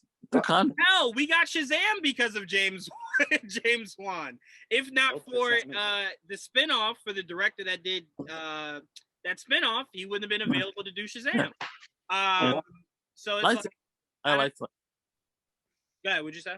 I said Lights Out was good. I like Lights Out. That was David saying. Lights Out. What was Lights Out? That was the one that they made a movie off of, that small little skit where they turn off the light and then the girl's in the background and she gets closer. Yeah. No, remember? And then they made a whole movie about it. The guy that directed Shazam directed that before he directed Shazam. Yeah. Okay. Yeah, and people Good love movie. that. They I liked it. I thought it was actually really creepy. It was good. You should look at it. Watch the trailer. It'll creep you out. for Lights sure. Out. Okay. Lights Out. James Wan, but yeah, James Wan, to me, I'm going James Wan only because I do believe Saw kind of reinvented a wheel that kind of was getting a little stale. Like my dad always tells me that kind of stuff existed well before Saw. But to me, I always tell him, in my opinion, it wasn't anywhere near as good as what Saw was. But to me, if I had to pick a guy that's just like my top, like the front face on my Mount Rushmore, it would have to go to what's his name? He directed Spider-Man, the first Spider-Man. Sam Raimi. Sam Raimi. That's who it would go to. Sam Okay. Raimi. Well, Dead. Sam Raimi. When I tell you, Sam Raimi had this really awesome way of blending horror and comedy that I just loved. That was just like such a natural blend. Like it wasn't overly comical to where it took away from the horror. Like it really fit. I don't know. And Army I of swear by Darkness was more comedy than horror. Well, so was Evil Dead 2. Evil Dead No, 1 I'm just really saying- tried to be a horror movie. I'm Yeah, just the saying, first to one me, was it more wasn't horror. to where it affected it, to where it was just like, it's just so, you know what I'm saying, absurd that like I can't take it. Did he and I- direct The Wishmaster or no? Because I know his brother was in it, and his brother's Brother usually was in the in it. movies that he does. Yeah. Yeah. I don't know. Tell you in a second. But even I'll say, even their take on the Robert Kurtzman directed Wishmaster. Okay. even the newer Wait, take. on Empire Strikes Back, Robert Kurtzman? Mm. Mhm. He literally became an emoji right there. Mm. I don't know a lot of directors. Like for that question, I had to look up a lot of movies just to be able to answer this. So like I'm Yeah. not good at that sort of thing. There's like, Yeah, but there's like a handful that you can really. And I'm sorry, Yeah. I confused some John Carpenter flicks with Wes Craven. I don't know Mhm. people who are watching this. are gonna be Yeah, like, you can "This go back fucking and moron." forth. But they're back and forth to me. So I guess two of the I heads of the confused Mount Wes Rushmore. Craven with Clive Barker a lot. Like for a while, I thought Wes Nice. Craven directed Hellraiser, and I was like, nope, I'm Yeah, wrong. no, I'm no, clearly yeah. wrong. Yeah. And I will say, with those two directors that you mentioned, JD, what they can fall back on is forget their movies. The songs are iconic. The Freddy Krueger theme is iconic, and that Halloween theme is like, it's Oh, hell yeah. in He- any era that song slaps. Like in any era, like 30 years from now, kids will invent some stupid dance on the internet to go with that theme song. It's just so good. It's just so good. Well, Wes There's Craven was a actually pretty a- accomplished musician.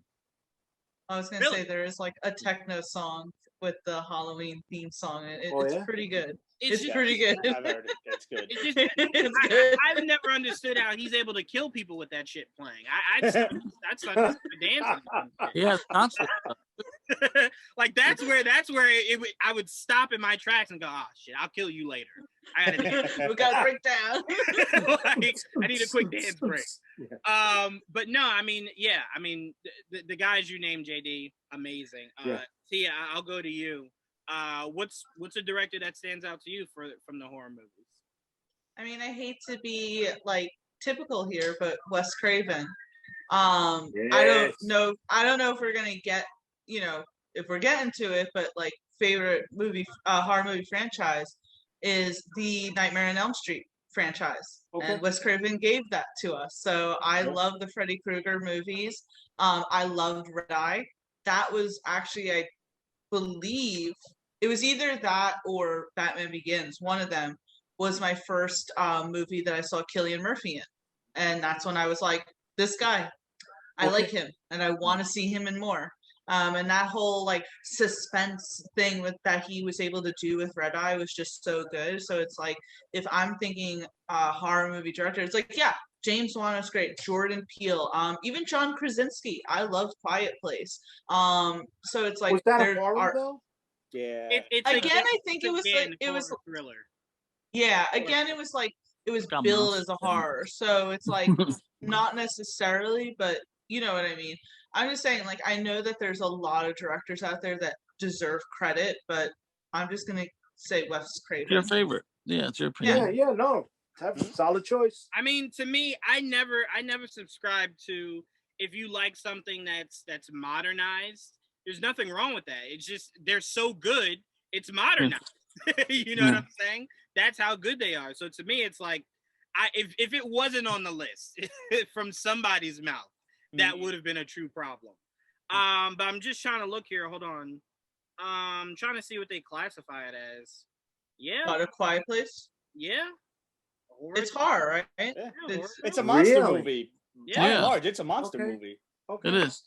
Unfortunately, Suspenseful. Pete, for some strange reason, they don't classify monster movies as just monster movies. To them, they're kind of just like, it's a branch on the tree of horror. They're like, it's Oh wow. Monsters are pretty scary. Semantics. But you know what it is, Pete? You know the word that bridges horror and thriller? Suspense. Yeah. And there you go. that's where they get confused. Because when you watch A Quiet Place, all that movie is jump scares and suspense. Yeah. There's Hell nothing- yeah. But that's jump scares done right, in my opinion. Hell No, yeah. I I agree. enjoyed that I agree. movie. I agree. That I movie's agree. great.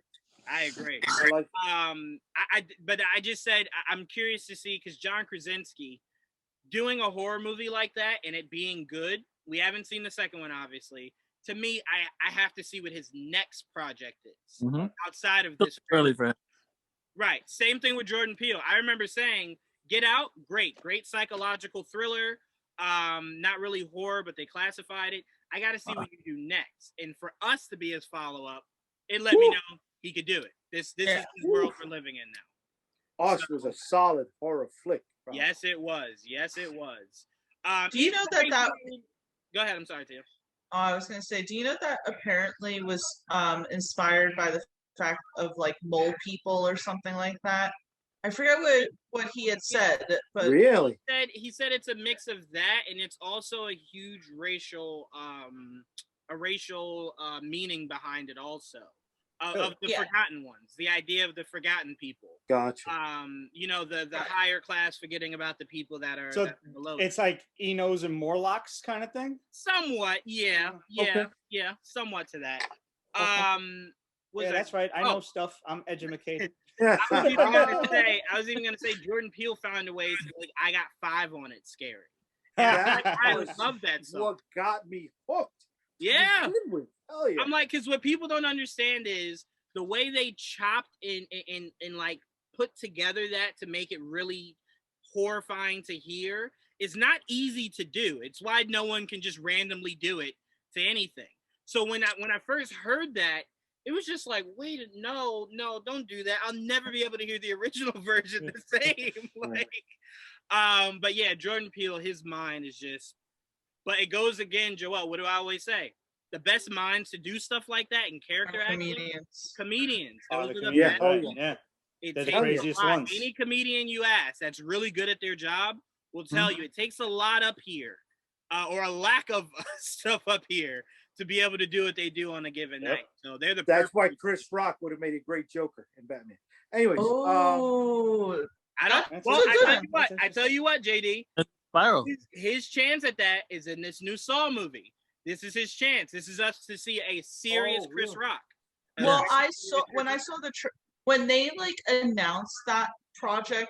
What was it, a year or so ago? Yeah, and people kind of like scoffed at it, like Chris Rock. And the conversation we always had, what you just said about comedians being the best friend, I'm like, oh my God, give him a chance. This is going to probably be awesome.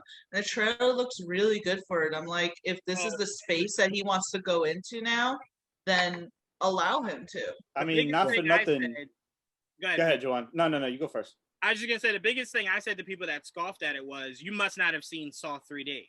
Because if you think this can be worse than that, then you must have been like, you know, just on the subject of comedians in horror movies, forget Jim Carrey in The Number 23. That disappointed the shit out of me. But Robin Williams in 1 Hour Photo was creepy as all hell. Robin Williams was very good in his serious roles. If you ever saw his Law and Order SVU episode, that was on par with the Martin Short episode. That was not supposed to be that creepy. No, not at all. But he did that. Sorry. Yeah. Law and Order. Does he have an Oscar? Does anyone know? Robin Williams? I'm sure he does. Has to. Right? If he doesn't, if he were still alive, he would easily have one in his sleep. Well, I mean, if you guys ever saw the movie Awakenings with him and Robert De Niro, he gave such a great performance. It's like one of those things where it's like, yes, Robin Williams was very, very funny, but when he did his serious roles, he just killed it. Oh, he what was the movie where he went through hell? He has one? One. Good Will Hunting, supporting actor. Okay. That makes sense, yeah. No, what was the movie that Robin Williams went, where he died to go to hell to get his... that was dope. With Cuba Gooding Jr. and everything. Yes, that it was his son. That his kids died also in it. That his wife was in a car crash. Yeah, and everything was like the painting. That shit was dope. What the frig was the name of that movie? Damn, yo. I'm Walking on the Clouds? No. No. Look on his Wikipedia. Yeah. Something looks familiar. By the way, while you look for that, I just want to state Robert De Niro. What Dreams May Come. What Dreams May Come. Amazing fucking movie. Good. I do want to point out though that Robert De Niro was in a pretty good horror movie that many people don't talk about. The one that he did with Zac Efron that was classified as a comedy. Oh God! Can I tell you Grandpa?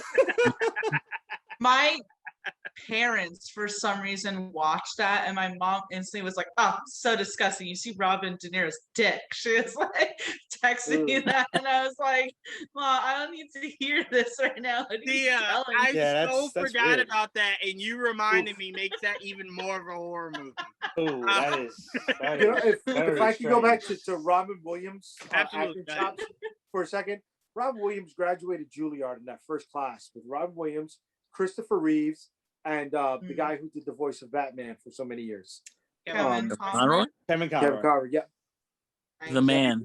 Wait, could you picture graduating the top of your class and then going home and going, "Hey, I decided I want to voice this Batman guy," and it's like, "Wait, what? Yeah, I think I want to do this." It's like, no, he you did. do Well, everything else. that's part of acting, and I mean that goes Yeah. along with Juilliard and Voice acting, everything. yeah. No, He was a soap I opera guy. respect it. I respect it because I look at Mark Hamill and I go, Mark Hamill has been doing voiceovers way longer than he's been doing anything live action. Yes, sir. Yes, and sir. I would argue say- that his best work is his voiceovers. I Yeah. will never say that over Luke Skywalker. He was in the Thing cartoon. Sorry. But no, I mean, no, his work is Joker. His work is I didn't even know he was Skips on the regular show. The Brolic Monkey was the voice of that. Like, I he's love regular show. so much stuff that you go, wait, that was Mark Hamill? And it's like, yeah, man, it was Mark Hamill. He's just like, where did he come from? Well, he He's the decided man. no more money in live action. It was all in the animation. So Always. I know. That's what kept paying the bills. He was in the Kept first paying the bills. live action Guyver movie as like a supporting Yes. Wow. Good reference. Terrible reference, but good reference. Since actor. you brought it, we're on the Joker for a second. And we're on the Chris Rock and stuff like that. I want to bring this back to Tia with American Gods. If you watch Crispin Glover in any scene he was in when he had his hat off, did he not look like the Joker? I had said once I started watching American Gods where I was like, he would have made a fantastic Joker. He is the type of person not only visually looks like he could be it, but could pull off that absolute eeriness where he just Terrifying. eats Yeah. eats the scene. I don't know if you watched the third season of American Gods, but Yep. okay. The scene where he's like looking at Technical Boy who has like the head grabber on him and he's Yep. kind of like giving this like smile. It's like, whoa. I'm Yeah, sure no, you're no, a lovely man in real I'm life, with you. but you scare the When- fuck out of me. When he went into the artifact room Yeah. and he's coming out the elevator, that look was pure Joker. Yeah. He's got the It's snout huge. for it. He's got the chin for it. He's Yeah. got the cheeks for it. It's like a live action thought- drawing. I Yeah. thought he was perfect when he was snatching women's hair out and sniffing it in Charlie's Angels. That's a guy that could be a clown. Like, It's unfortunate that Hollywood probably never looked at him for that type of role, but Yeah. we are sitting there going, he would have made an I don't amazing even Joker. know if I'm being honest with you. First of all, Charlie's Angel drastically changed the three of their careers for the worse, but I don't even think he really had that many speaking roles. And He didn't. it was just sniffing and then screaming. I No, don't. he didn't really talk a lot. That was probably Yeah. a choice. If I'm a You know- casting director, I'm kind of looking at that and going, I don't have much to go off of here. Like, I really like Charlie's Angels. I kind of liked it too. Dude, I'm gonna it's- sit there and say I love how cheesy it Dude, is. I don't think it was bad. I could see why a casting director would see that out of those three women and just go, I don't really know if I have anything good for them going. We do. Okay, We mean the I'm original, not the new horrendousnly, right? I'm talking no, about the no, Drew. yeah. I'm talking about the Drew Barrymore, yeah. Right, Yeah, right. yeah. I think it was so. I It's cute. rewatched it and It's I'm cute. like, it's so fucking cheesy, but I love it so much of how No way dumb people it said is. that. Cute, you know. The Chad I mean- is great. The Chad is great. That's the only part of the movie I remember, honestly to God. Whoa. Like just the whole thing like that, and again like such a that's the era that I like grew Mhm. up in, so seeing them Yeah. like in the neon, the jellies and the this and that, and I'm like, oh Jesus Christ, that was like my high school. Charlie's Angels has one of the best villain reveals from the 2000s. And seeing With the Sam Sam Rockwell one. Rockwell turn with Marvin Gaye playing in the background. Yeah, that's another actor that can chew the scenery like Hell yeah. nobody's business. Hell yeah. Sam You looking up Rockwell's that great. scene, Juwan? I remember that scene, but I was thinking, did I enjoy that more than when that dude danced to Mary J. Blige and Undercover Brother? I don't know if I did. I don't know if I did. No, because that wasn't shit good. was That hilarious. was not Corky Romano, right? Yes, yes. Yeah, no. See, I that's don't the know. thing. That's the thing. Sam Rockwell played it like he was aloof, Right. and he just fucking won the booby prize. He got away with it. So he's got the, the bathrobe on, smoking his fucking cigarette, jamming out to fucking Marvin Gaye. La, la, la, la, la. I mean, it was fucking amazing, dude. Yeah, It's I'm with you on that. hilarious. I'm with you on that. I'm with you. You were dancing in your living room, weren't you, Jay? You can tell Fuck us. yeah. Fuck yeah. If I could be an actor, I want to be Sam Rockwell. I don't Yeah. disagree with that. I want to be Sam Sam Rockwell. Rockwell just for him and Jojo Rabbit. The one scene where he finally when he finally got his costume and he kind of like looks, he's like, Yes. yeah, I got it. So he and Alfie were lovers, right? Yes, they were. Okay. It so was obvious, like Yeah. Okay. that they were going in that direction, that they were like lovers together. Yeah.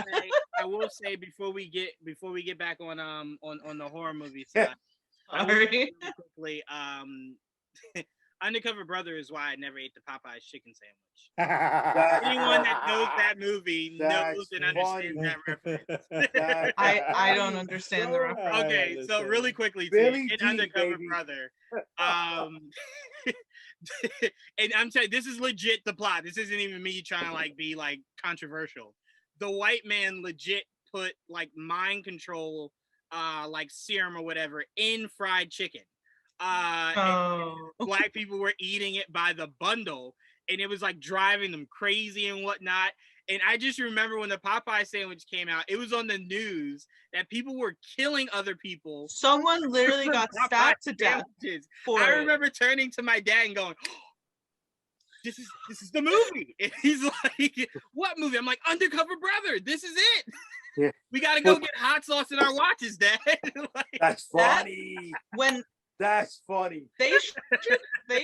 I was gonna say they should have made a movie about the whole Popeye's chicken sandwich thing, because that really was like Yeah, no, an they already did. insane moment. did. Yeah, apparently they they already did. Yeah, it was a prophecy fulfilled. That's all it was. That's because the Illuminati was looking at that shit like, that's a good idea. They We were can like, get rid of a lot of them Dude, that way. That's what the plot of Hunters was. Did you see Hunters on Amazon? No. Yes. Oh, yes, well, I did. yeah, Oh with my God. Al Bro, Pacino. the Nazis, when they came here to the States in Operation Paperclip, right? Mhm. They were still Nazis, right? They were still the Hail Hydra. Yeah. The whole plan was to develop corn syrup to give us fucking diabetes, bro. Yep. Well, they succeeded. Yeah. They did. I was That's like, that shit by the holy bundle. shit. And the Quick, blackout from the 70s in New York is how they did their best to See- try to stop it. Jay, don't get me started on things like this, because I don't want this video being demonetized, because I can very easily go from this to like a certain GMO super corp company to just don't even get me started, please. You know, So, like, I Let's never reserve said this anything for about- another show. Pete, I don't won't say worry. anything We're gonna about have a Versace. conspiracy theory. Please, Episode. please. Yes, 100%. I love my conspiracy theories. Thank So- you. We'll go down a rabbit hole on that. Please. So do. quick CON little- conspiracy. So quick little fun fact before since you guys seem to like this sort of things, before Joanne moves on to back to horror. Did you know apparently not Frosted Flakes, what's the other one that's very Special K cereal was made so that the youth would eat it and not have such sexual drives anymore. It was invented back in like the 1940s, so to temper teenagers' sex It was drives. Kellogg. So Kellogg. there you go. The Kellogg's, yeah. Kellogg's group. They were. I hadn't heard Raisin that Bran, one, I and think, I'm actually. gonna look that shit up. I Well, to did me, not know Tia, that. wait. So Tia, you're saying it's supposed to stop the drive? Yeah, Like, yeah, it's why. so they're like it's so boring when you eat it in the morning that I know you're why it just would not- stop you. Anyone who eats that is like 90 or up. Like no one No. young eats And Special K. mind you, listen, here's another tie-in. Dr. Marston, the guy who created Wonder Woman, was part of the Kellogg community. No shit. Mm. I mean, that dude was getting laid left and right. So let's I know, I so mean, let's it's just be weird. straight here. It's No, Yeah. you know what it because- was? He was eliminating competition. He was like, only There I you go. can get out here. Everybody Yeah. else's drive has to go down. But Pete, to round this out, your horror movie director. So, I mean, the rest of the panel has thrown out all of the favorites, all of the Mount Rushmore guys: Clive Barker, Wes Craven, George Romero, all of these cats, and I absolutely love all of their movies. So I'm gonna be the odd man out, and I want to give an honorable mention to a dude that I don't think gets enough of play, and I don't think a lot of people know enough about him. Lucio Fulci is Yes! an Italian Yes! director. I've heard This of him, I dude- feel like. Yo, this dude was doing Yes. shit in like 1982 sir. that Yes, sir. they could barely pull off with Yes, sir. CGI now. This Yes, guy sir. was amazing. He was Yes, sir. insane. He had some of the scariest, creepiest sir. zombie movies, some of the bloodiest shit you could ever imagine that had no computers done. This was all special effects, all gelatins and things like that. And I'm going to draw your attention to one particular movie called Zombie, Zombi, which I'm assuming is Italian for zombie. You guys do the translation. But there is one particular scene that, you know, I still can't watch without going, where this girl is like looking, she's like in a closet somewhere, and she's looking through a little crack in the door at the zombies walking around, and one of the zombies sees her, and he punches through the door and grabs her by the collar, and he starts pulling her slowly toward himself. And there is a spigot of a wood chip that is just here, and he is pulling her slowly Mm-mm. toward it. I So- can't deal with stuff with the eyes. Yo, me neither. Like, I have trouble putting contacts in. That's why I wear glasses. And yo, you see every last bit of this thing going like, and then, and like it like goos out like as it. Oh my god, it's just so Yeah. fucking insane. You But- have to watch it. I want to Lucio speak to that Fulci is a madman. Fulci is a wanna speak to master. that because to me, a lot of the times what makes gore cheap is like the one scene in I think it was Saw 3 or Saw 4 where that huge guillotine was slowly cutting the guy in half. Sure. The reason why that's important, I know it's a lot of people that are like, who cares? But the reason why that's important is you have to show that it's never one clean chop. Right. It has to work its way through. Mhm. But I want to give credit to James Gunn. If anyone saw the Suicide Squad trailer that just dropped, I want to give him props because if you slow-mo the scene where King Shark's ripping the dude's body in half, you see the face of the right side looking at the rest of his body being ripped apart. And you see like the entrails kind of like going. To me, that's important because if he had just ripped him in half and threw him, it's like, Whatever. it's Right. cheap, yeah. But when you get to see what the inside of your body looks like through this guy's body, it's like that's how you do it the right way. So Well, what you were saying about the eye and stuff, there's been plenty of things like hell and Kill Bill, pow, just took the eye right out. That Right. takes away from it. You gotta and like yank that, so you know what I'm saying? So it's like that's how you do gore properly. Fulci made this all look real. Like you were thoroughly convinced that this poor girl got her eye poked out by a giant splinter. It's horrifying. It's Yeah, one of the that- most cringeworthy scenes I would dare say in all of horror. And everybody out there in Geek Vibes Nation land, please, if you can think of a more cringeworthy horror scene, let us know. Like, I drop some Please comments do. because I want to watch Yeah. some shit. But man, Fulci. that suggestion, Cannibal Holocaust. Yeah. Cannibal Um, Holocaust is insane. All right. Well, you know, just the history behind it, considering that the directors, I believe, got in trouble for it because law enforcement didn't believe that it was fake. Arrested really him. believe- committed. Arrested he him. committed Had to to it, show up yeah. to court with Yeah. the actors to show, hey, they're alive. They're I like, didn't kill them.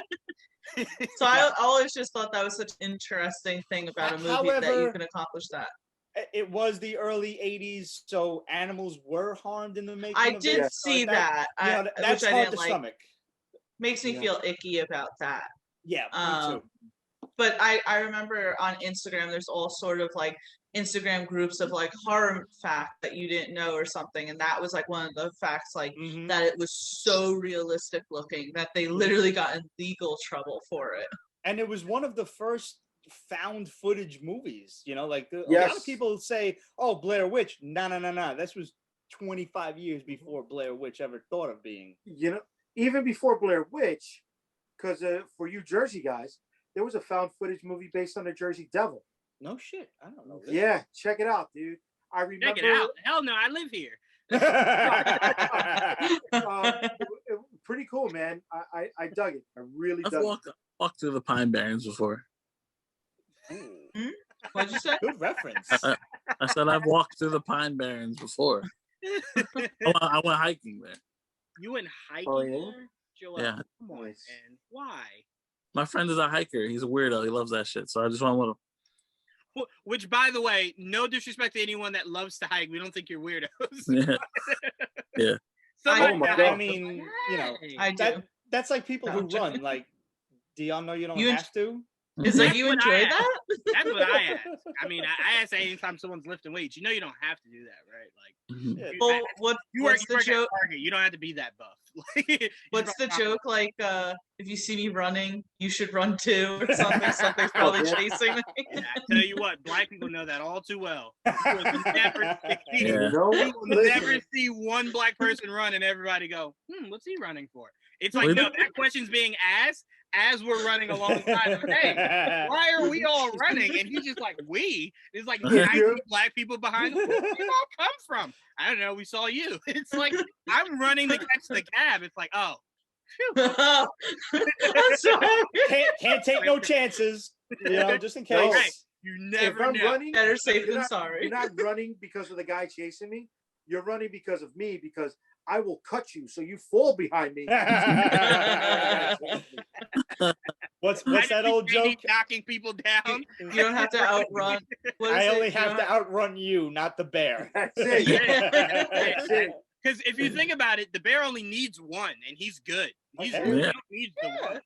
Yeah. Unless, I like unless that. he I was like to know, unless he knows you were the one that poked him. Yeah. Yo, That's could true. you wait, JD? Picture this visual. You're running and you push your friend towards the bear, and the bear pushes him out the way, and it is full speed towards you. You're like, oh my You god. know you're That was- no. That was That's the when, yeah, bear you- in the Revenant. That was the bear in the Revenant. Oh man, that bear was just like, Him yo, up. you're gonna die today. Animals got memories, yo. Like they might just know it. Like that bear Yeah. just might be out for revenge, not for food. You can't climb the tree. You can't go in the water. Oh, You gotta fight You know him. what? You gotta fight him. You know what? The best horror movie would be if animals just teamed up. Like, picture you climb up a tree and there's some animal already there that's like There's throwing like a stuff leopard or after the something. bear. It's like It's like you just see the bear look at him and just go, appreciate it. And it's Yo, like, oh, God, you mean the yo, birds? teams? Like, I think it was Oh, that's a good one. Aftershock Comics. Aftershock Comics had Animosity that was basically like animals got sentience and just Nice. started fucking destroying people because they figured out like we don't have to serve you anymore. to me, I don't know why the biggest horror film ever was that event on like the Discovery Channel of where it went through all the years after humans were wiped out of existence, and I was like, Yeah. this is terrifying. I don't want to watch this, and it was like 10,000 years, and it's like everything's so prosperous and beautiful, and it's like I had we're always the said- horrible ones. I We're had we're always a, we're a said the most cancer. terrifying thing would be like watching a documentary or like a movie like that about like dogs or cats, and then like you look over and your dog and your cats are just like, yep. Eh, Need you. It's just Remember like- that. It's like, whoa, and then Okay. it's like, Yeah. okay. Like all of a sudden they're both standing up and they're just like, Not for nothing, Tia. I think you're okay. Dogs love you. The cats, however, the cats are plotting your Yes, demise. yes. every You moment. saw the scratch on my face. And fucking thing. You can't really see it because I put makeup on it, but it is like red right now, and I'm like, great. I'm gonna look like well, I guess I'll look like Jason Momoa my whole life, so I guess I'm okay with that. nice. I mean, there's very few better you can you can really go after than Jason Momoa. Facts. But all right, so I want to do our last two so I can get us out of here. Okay. I want to do all right. This one I had a lot of fun with because I think me and Tia had the same one from the same movie. Oh, did we? I'm gonna start with you, Pete. Okay. Best kill in a horror movie. Oh wow. I said it at the beginning of the show, and I'm coming back to Jason X.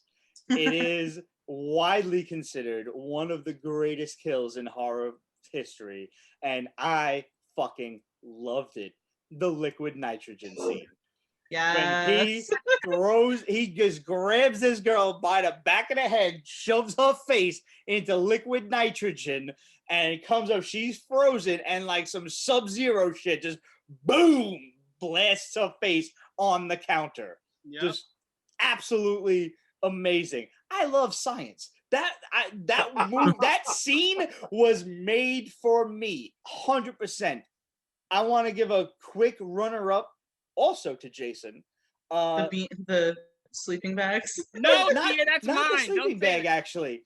Not the That was sleeping bag. awesome. Something a bit more realistic, actually, from Jason Part 5. I forget. I think that was like the New Dawn, New Age, whatever the fuck it was. This was when it wasn't Jason. It was the guy. The kid got murdered, and it was his father who was killing all of the people who bullied him. Oh And, yes, yeah, yes, remember yes, this. yes. And He it was was the ambulance guy, or the cop? yeah. It was the EMT guy, right? Yeah, And there was the scene in where the guy and the girl are having sex, because that's what you do in a horror movie. Who, by the way, her name was Voorhees. Her legitimate fucking name was Voorhees. That was awesome in and of itself. And Nice. with all due respect, she was built quite well. God bless her. Jason like shoved a pair of hedge clippers into her eye sockets and just closed that shit. Oh, That's nice. number 2. Number 1 goes to her boyfriend, who he's seen her. Oh shit, this girl's eyes just got gouged out, and he like backs up in horror against a tree, and he wraps the belt around his face and starts twisting it around the tree. And I'm just like, and he just literally like crushes the eye sockets and his skull into like the tree, because he's twisting the belt with like a piece of wood that's like a winch. Just Yeah. And I'm like, that Nice. is insane. It was one of the, you know what it was? It was a realistic kill in my eyes. Like, you could hack anybody to death with a machete or an axe or what have you. That took some imagination. You used Homeboy's belt against him? Good show, old man.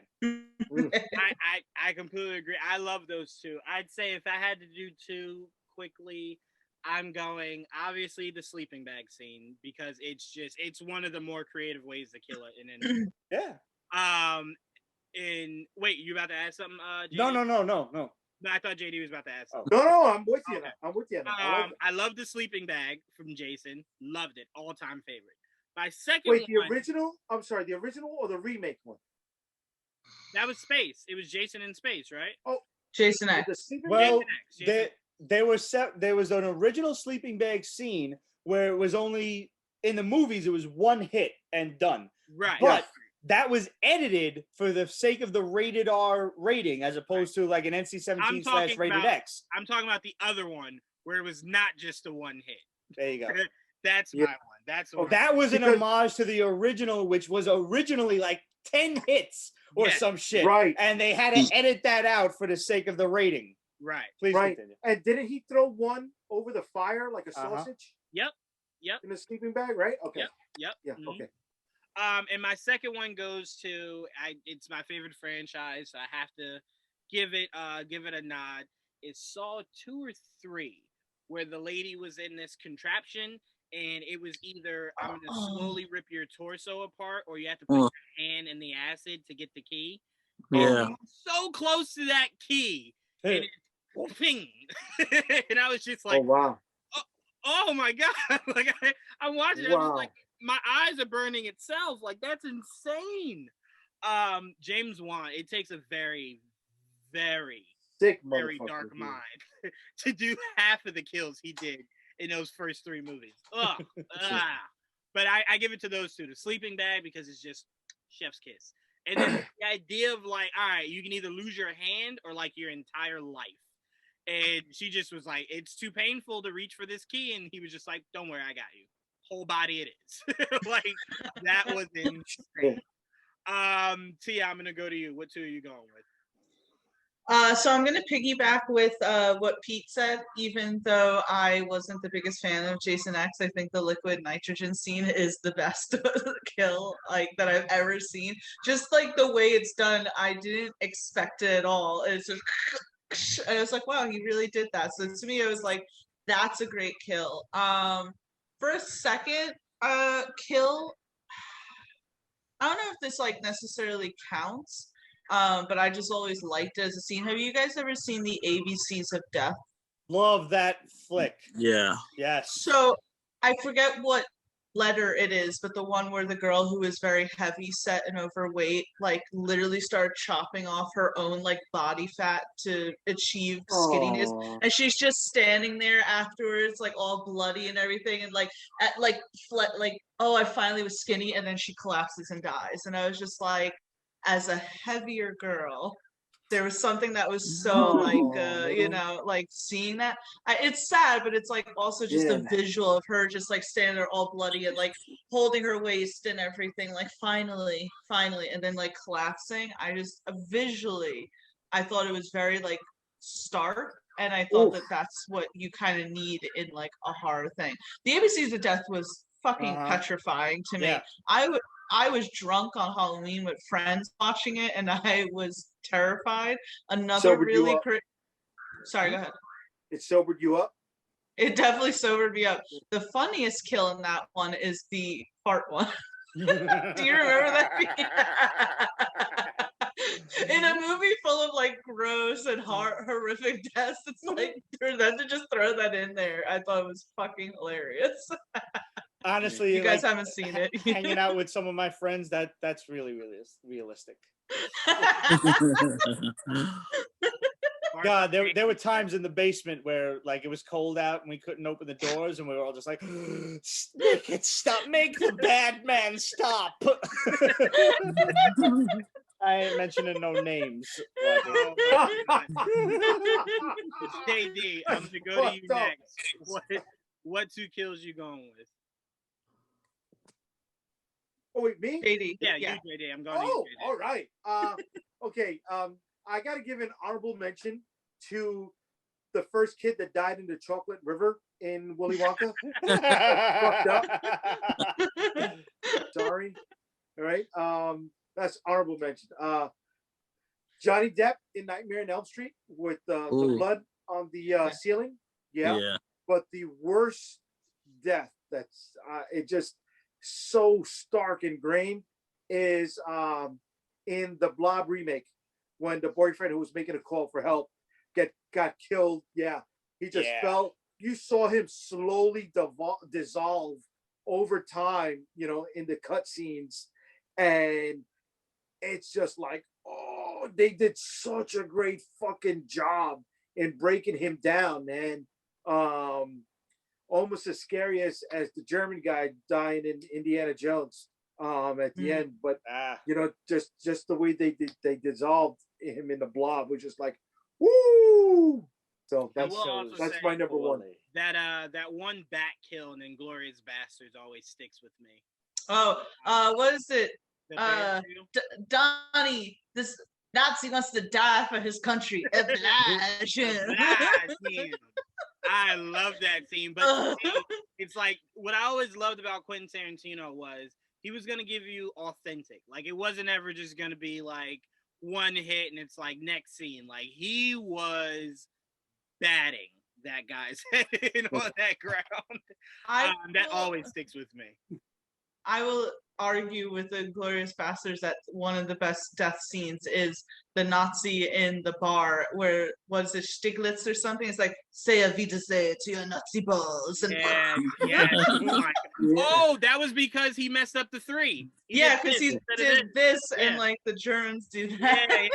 Yeah. Actually, you know what was funny? Like only some of you might probably understand this. If not for Dirk Nowitzki, I would have never understood that scene when I saw it in Inglourious Basterds. Anyone who doesn't know, Dirk Nowitzki, German basketball player, when he shoots a 3-pointer, he does this. Uh, So when I saw it, I was just like, "That's not the German 3." And then when they said it, I was just like, I knew it. I had no idea in that scene I when didn't know. Michael Fassbender's like this, and I was like, Yeah, I'm watching what's it. the I'm problem? just like, But you can see when you go back and watch the scene, everyone looking in horror, like it's like, oh my god, he just fucked up now. yeah, Oh, by the the way- other two. Yeah. Really quick fun fact: Eli Roth was not the original person for that role. It was Adam Sandler. Wow. I like that. Just I very like strange, that. yeah. But Yeah. that's the genius of Quentin Tarantino. Only he could have thought of Adam Sandler actually working in that role, and then ending up with Eli Roth. Like, Or, I thought Or Eli make- Roth was good at it. You want No, this I big, love the I love Berger. Johnny, yeah. Or how about just? I'm sorry. Who didn't fall in love with Christoph Waltz in that flick?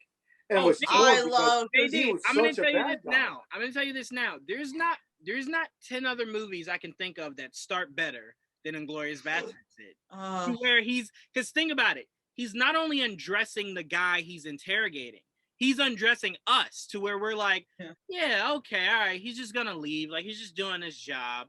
And then when it's just like all of a sudden, like, are they down there? And then the guy's just like, yes, it's like, Yeah. all right. He just You know what I'm continued saying? in that movie. In the scene where the German woman said, like, oh, Germans don't have a good ear for Italian, so they won't notice. And then suddenly he just breaks out fluently in Italian. It's like, Christoph Waltz was so good in that That entire scene movie. Is hysterical. What was the connection between Christoph Waltz in that and Django? They were connected somehow, weren't they?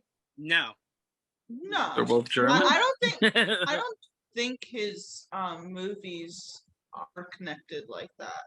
I think he does like little Easter eggs in it so that you Easter can like egg for find. sure. Yeah, but I don't think that it's supposed to be like, I oh, this is the same guy. Well, 'Cause- wait. 'cause Let me I know, say like- this, JD. If it is, I'm not aware of it. If it is, I'm not aware of it. I'll say that. Same. I'm not aware He of was it. I know, German like- in both, though, as Yeah, Joel like- said. RZA was supposed to be in the chain gang scene to tie in to Man with the Iron Fists. Really? Yeah, when he released Jamie Foxx, RZA was supposed to be RZA as the character he plays in Man in the Iron Fist was supposed to be in a chain gang. That's I interesting. know that.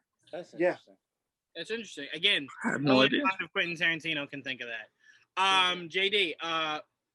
Wait, did I go to you yet, JD? Yeah. Joel's up. Joel's up. Okay. He always forgets me. It's fine. No, I didn't. I just wanted to make sure before I went to you, I did go to JD. Too many Enough. J's. A year ago, Joel. What are you two horror movie kills? Ooh, those are hard. I want to give an honorable mention to like most of the kills in Killer Clowns from Outer Space, because those Wait, guys were What are very. you gonna do? What are you gonna do with those pies, boys? Best line ever. Go on. I love that movie. So And good. then, It's so good. I still could like those kills. They stay with me. The one he literally just punches the head off. I'm like, I love that scene. There's a lot of good kill scenes in that movie. I'm surprised there weren't more of those. Let's see. I will say there's the two I have in mind. One of them was what's the name of it? American Psycho. With Christian Bale, right? Love that When he movie. When he drops the chainsaw from the top of the stairs, that's like that was badass. That was pretty nice. He got him. He's like, I didn't get you the first time, but I'm gonna get you down, and he got him. That was pretty cool. Best in that movie is when he kills Jared Leto, but he's like dancing beforehand and everything, talking about like Phil Collins or To some think shit. watching that movie, going, you're gonna be my Batman someday. Like, Going back and watching it, you're like, I gotta see what he did before, right? yeah, you're like, Uh, "This is my Batman. That but and Equilibrium, you look at and you kind of go, I like the. It was pretty good. Equilibrium was the movie that they looked at and decided that Yeah. was going to be Batman. Loved Just like, Equilibrium. I didn't know. That's awesome. Yeah. American Psycho was fucking phenomenal. That movie, Christian Bale was just so good in that entire thing. Yeah. I have to say, as someone who like has worked in corporate America, that business car scene is very relatable where you're Wow. like flexing and like measuring dick size over like the whiteness of your like freaking business card. Just wanted to say that. My second kill is not from a horror movie. But it's still something. It's a kill that it still stays with me to this day because just like what JD was talking about the dissolving. There was a scene in RoboCop where this dude gets like plastered with like acid. It looks like. Yes. Oh my god, that's the best scene ever. And then he gets run again, and they hit him with I think the car, or the truck, and it explodes. That is disgusting.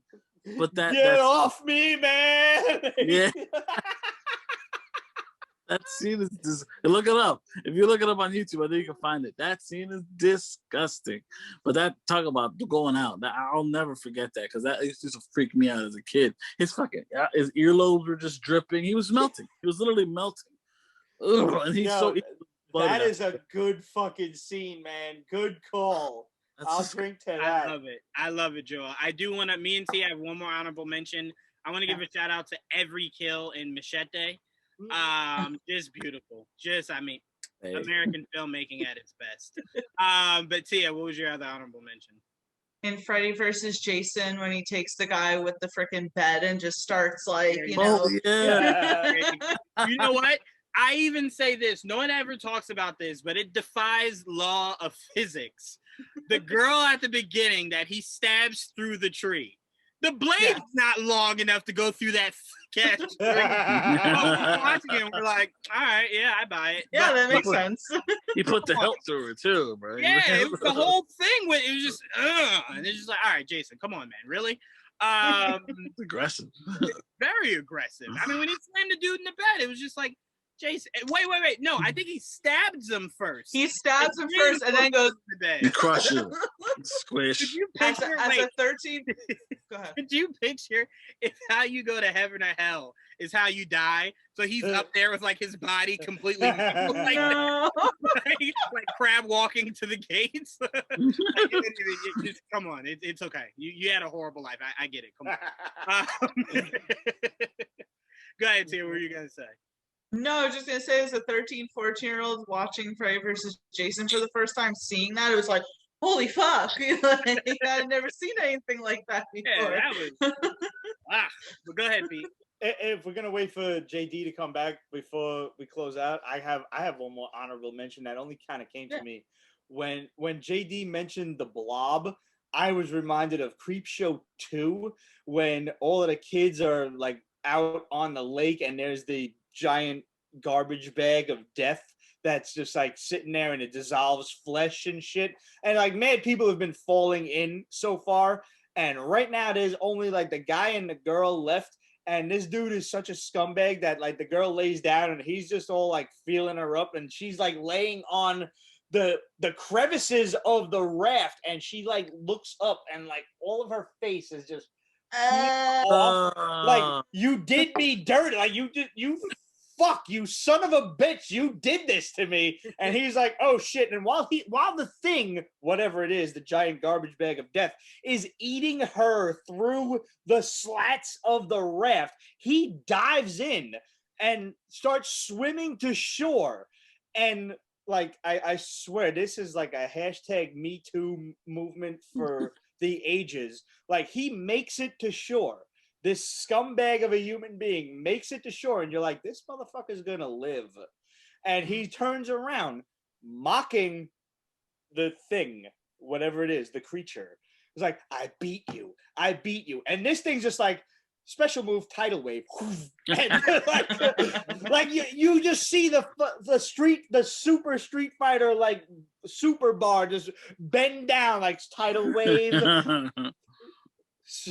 Blob wins, fatality. There it is. I'll add this last thing before we get out of here. I will say one of the ones that stuck with me were I saw Anaconda before I knew that those snakes were real. Oh, this only exists in the movie. No, because like I remember leaving it and going to school the next day and going, bro, like, did you see how fake those big snakes were, and like how it had to crush all your bones before it could swallow you just to spit you out 2 days later? And Or like everyone yeah. at the table was just like, "Oh, he doesn't know." No, they're real. They're like, "No, they're real." And I'm like, "Whoa, like here real?" And they're like, "No, not here. More like rainforest and stuff, but they're real. Like they exist." And I was just like, "That big?" And he was like, "Yeah, for sure." He was like, "They might have exaggerated a little bit, but they're big enough that they can wrap around any kind of human being and crush all of your bones." Yeah. And when they told me that, I remember I never went back to that movie. I said, "Nope, never watch that shit again, ever." But I do give credit for the director allowing a Hispanic and a black man to survive that movie. Oh, there you go. There we go. J-Lo and Ice Cube. Shout out to J-Lo and Ice That's Cube. right. We've come full This thing circle. after this being. Yeah. Look at that. Look at that. That's what a host does, Pete. You bring it around, man. Bring it around. Nice. I'll say one last honorable mention is it's not really a kill, but it was just like it freaked me the fuck out. Was in Midsommar when the two old people jump off the freaking cliff and like the woman's like face is like concaved and everything, and then the guy lands on his freaking. I couldn't handle that movie. Wait, you thought that was worse than the head out the window and then like that? You thought the whole thing. Oh, in Hereditary. I'm like, that Hereditary. Yeah, I'm like, that was. Can I tell you? I thought it was kind of funny at first. I because laughed. I was like, oh. Thank you. I laughed my ass off. I thought it was funny. This is like they're rushing. She's having this like anaphylactic shock, and all of a sudden, and I was like, and I was like, oh, wait, your fucking head is gone. Yeah, no, that's like. I'm sorry. That was like the scene in Joaquin Phoenix's Joker when the little person he let him out. He saved his life. Yeah. He and was couldn't reach the like chain. scared. Oh, that hurt me. That He goes, hurt. "Ah!" And he's like, No, but he said, "Okay, Wait. you could go," but he couldn't reach the chain on the door to get out the apartment. I will say this: as someone who has been short my entire life and could not reach pretty much anything on higher shelves, that hurt me on a deeper level, like on a real level. Like I cried inside for him. I'm like, no, I get it, man. I get it. It's not fair. This isn't. I'm with you. Go ahead. I watched. Speaking of watching stuff before you're old enough, I watched Dusk Till Dawn with my sister one night when we were just. I guess I forgot where my brother was at, but we were just downstairs watching the movie. And he rented it, and no one watched it yet. So let's watch it. It looks interesting. Let's look like a regular one of those regular movies. It didn't look like, I didn't know it was a horror movie at first either. I had no idea. This whole movie just looked like a weird, like a criminal, like Robin shit movie. Anyway, if you guys watch the movie, you know what's going to happen. Of course. Great flick. Love it. Fucking bar or the strip club or whatever. And this becomes the bloodiest movie I've ever seen in my entire life. At the time, I'm watching it with someone much older than I am, and I was like, just so awkward that we actually we turned it off because it's just like I wasn't expecting that, and it was just weird at this point because it was just graphic, and there was a lot of shit that I shouldn't be watching at the time. But I was like, I was so into it, but I was at the same time kind of freaked out because they were creepy looking vampires, but. Man, was that fucking terrifying! But I was like, "Oh shit!" I definitely got to mark this down and watch it like later. When I'm older. That's definitely Joel. A thought I had. Again, being super young, with my dad talking me into Blade and just going like, "No, you don't even know." And me remembering seeing Blade from Spider-Man the animated series. I'm like, "Yeah, that guy was pretty cool." So I'm sitting there, and like the first 4 seconds, it's just like, "Oh my." Oh my God! It's just everywhere. Like, oh no! That happened to me too. I was with my cousin that day. I'm like, oh my God! Like, yeah, it was like 97 or whatever the fuck it was, and then I got to pick the movie that night, and I chose Blade rated R. They said they didn't really care, but again, we didn't know what we were walking into. I knew what Blade was from Spider-Man, like you. I didn't expect this. So we wanted a number. They took my little cousin with us too. She's a little girl. And we're sitting there watching it. And then that scene with the blood rave and that's it. I was like, what the fuck am I watching? I'm like, it turned out to be a great movie and nowhere near as crazy and graphic as fucking Dusk Till Dawn, but still, they trusted me to pick this movie. That's how it starts. I had a moment in my life that almost resembled that blood rave. I was really? I went to a party somebody who worked at MTV had one of those pop-up raves, and it was on a fishing trough in Chelsea Pier behind the horse stables over there, and like the whole center hole of this fishing trough is where they held this party, but that's also where they held the fish. And I it felt like we were in Blade. I was just waiting for the fucking the sprinklers to turn on in the blood, and they were gonna take us and sell us as sex slaves on the other side of the fucking country, man. All of us suckers fucking drinking and bonked out. But one of the scariest moments I had in my life was I went with a girlfriend to West Virginia and the Shenandoah Mountains because there's a lot of wine country up there, and we rented this nice cabin, romantic weekend, and all of this. And the night before, I watched The Strangers. Remember? Oh, yes. Oh my God! Yes. With the masks. Yes. Okay. That's because you were home. So this is real life thing, right? So being a man, I'm always on time, and the woman usually isn't. Sorry, Tia. And it's actually opposite for me. So we did not leave on this long trip when we should have. So by the time we reached our cabin, it was maybe about 1 a.m. in the Shenandoahs, where there's trees, and I'm in my Jeep Cherokee, and I'm like, the man, the protector, and I'm like, babe, I'm gonna go inside, I'm gonna check the place, I'm gonna make sure it's clear for us to enter. Right? When I come back out, we're good to go. So I do it. I do all my stuff. I had left the truck running, and when I go to get to the door, this chick locked the fucking door, man. I could have fucking died if that motherfucker man. She had locked the motherfucking door. We're supposed to be a team. Be out there. Wait, hold on. You know what it was? You know what it was, JD? Because I've done that. I probably shouldn't say this. It's gonna make me sound like a horrible person. I've done that to my mother, and I'll explain why. It's all right. So here's the thing.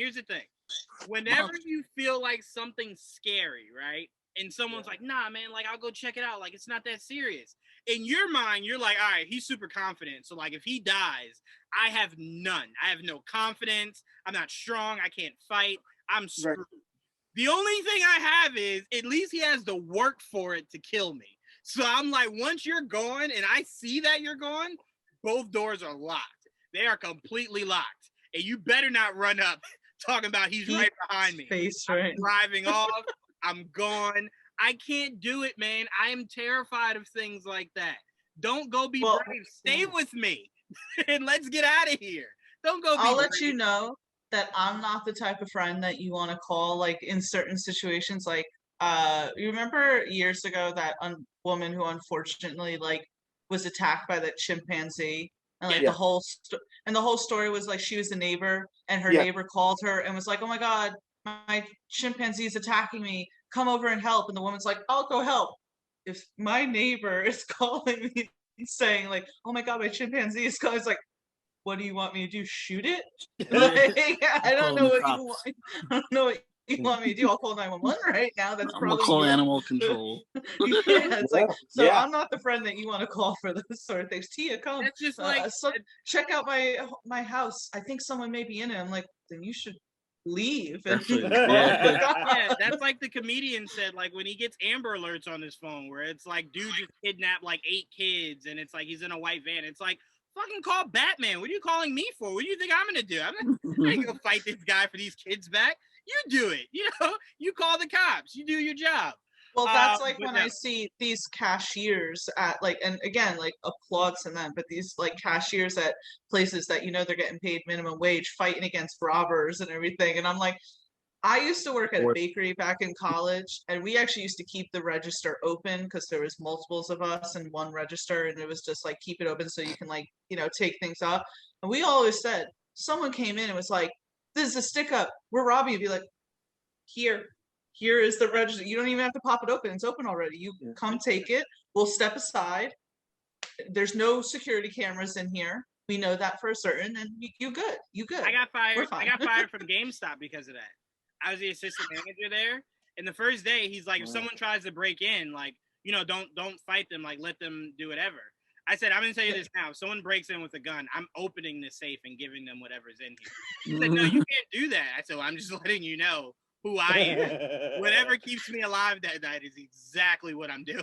So they said, okay, I don't think this is gonna work. I said, okay. It's like, man, you're getting paid minimum wage, you know, like, and all that. I have no loyalty when it comes to that. Here's the crazy thing. A lot of people maybe 5-10 years ago didn't know that GameStop took all the games on the shelf and just emptied them. None of the games are actually in the cases. Spoiler alert for anyone who didn't know that, right? Yeah. Do you know how angry the robber will be as he's taking all these games and then He'll take his frustration out on you. He's gonna come at me. So Right. my response is gonna be, wouldn't you like $3,476.19 that's in this safe? And he would go, whoa, yeah. And I would go, boom, I made it home that night. The fuck? That's an easy call. I'm not risking my life for getting paid. I'm not risking my life for getting paid $8.50 an hour from a boss who freaking works me like a dog and verbally abuses me and shit. Take that money. I'll help you. You need me to walk shit to your car? Yeah, take the money and then come back and kidnap my boss tomorrow and ransom him. But anyway, this was, I think we can safely call this part 1. I think we would love to do more with this horror. Yeah. Next week. So this was part 1 of our horror spectacular. You guys literally heard everything about us. So you can judge us as people. I think you have enough evidence to know who we are as individuals. I am not someone you would like to be left alone if something horror is going on. Not the guy. If you try and rob me, I'll just give you whatever you need. I guess. Hold on, like, Tia. here, take this. What did you say, Joel? I said I can vouch for that. But look, hey, I'm honest. I let you know. So if we ever enter danger, don't go, whoa, you didn't help me. I literally told you this the first day we met. But anyway, No, ahead of time. yeah, you know. Don't ever go into danger with me around. Anyway, no danger, and I snitch also. Just putting that out there. Anyway, shout out to Joel, JD, and Pete, and our special guest, Tia. Thank you very much, Tia, for joining us for this episode. Hopefully, we can get everybody here back. I know Dom is a huge horror fan who had 2 things he had to get done this weekend. He would probably love to come back. There's just so much more for us to tackle. And Pete, I'm circling the date for our conspiracy theory episode. I'm circling it. Just let me know in advance so I can get all of my information ahead of time and just have it ready. And then we all need to leave. Oh my God, that just homes. freaked me the fuck out with all this horror stuff. He's talking in the middle, he goes, my aunt just scared me. So I'm sorry I scared you guys. I didn't hear. So it scared me. That's just the government listening to what we plan on talking about. But no, so we will be back next week, guys. We thank you so much. Make sure you guys tune in to Pete's Basement. Make sure you guys see what's going on over there. I can't wait to go back on there. Hopefully JD doesn't make me feel as bad as he did last time. oh, I didn't No listen promise. to that. Where can I find that? Tia, why would you want to see that? Of course I want to see that. I will Listen, get Pete. he came up with a that. list of things, spoilers, and we're like, bro, you know, you can't do this in like 7 parts. JD definitely made me feel about that small at the end of that episode. But it's okay because I'm friends with Joel and he does that hourly, not even daily, hourly. But also make sure you guys check out all new episode of Much Ado About Nothing. Me and Joel put out this past Monday. Tia has top 10 that she had dropped and top 10 coming up this weekend. Yes. Make sure you guys stay tuned for that. And of course, Marvel Cinematic Review. In a few hours, Falcon and Winter Soldier drops. So make sure you guys stay tuned Saturday for us to break down everything. Pete, I don't think you were on the last episode. I haven't been. No. Extenuating circumstances have arrived, but I will be there Saturday. Thank you. And by the way, really quickly, Tia, Joel pointed out that in the episode of Falcon and Winter Soldier, the last one, there was a cop car on the corner. So the cops didn't just come out of nowhere. They were like, I guess, just like watching the block. Chilling. Yeah, and literally everything. no one in America saw that but Joe. Joe, the people that actually shot that scene. All Everybody right. else is like, where the hell did they come from? But thank you so much, guys, and we will see you same time, same place next week. Till then. Peace. Follow everybody. Bye.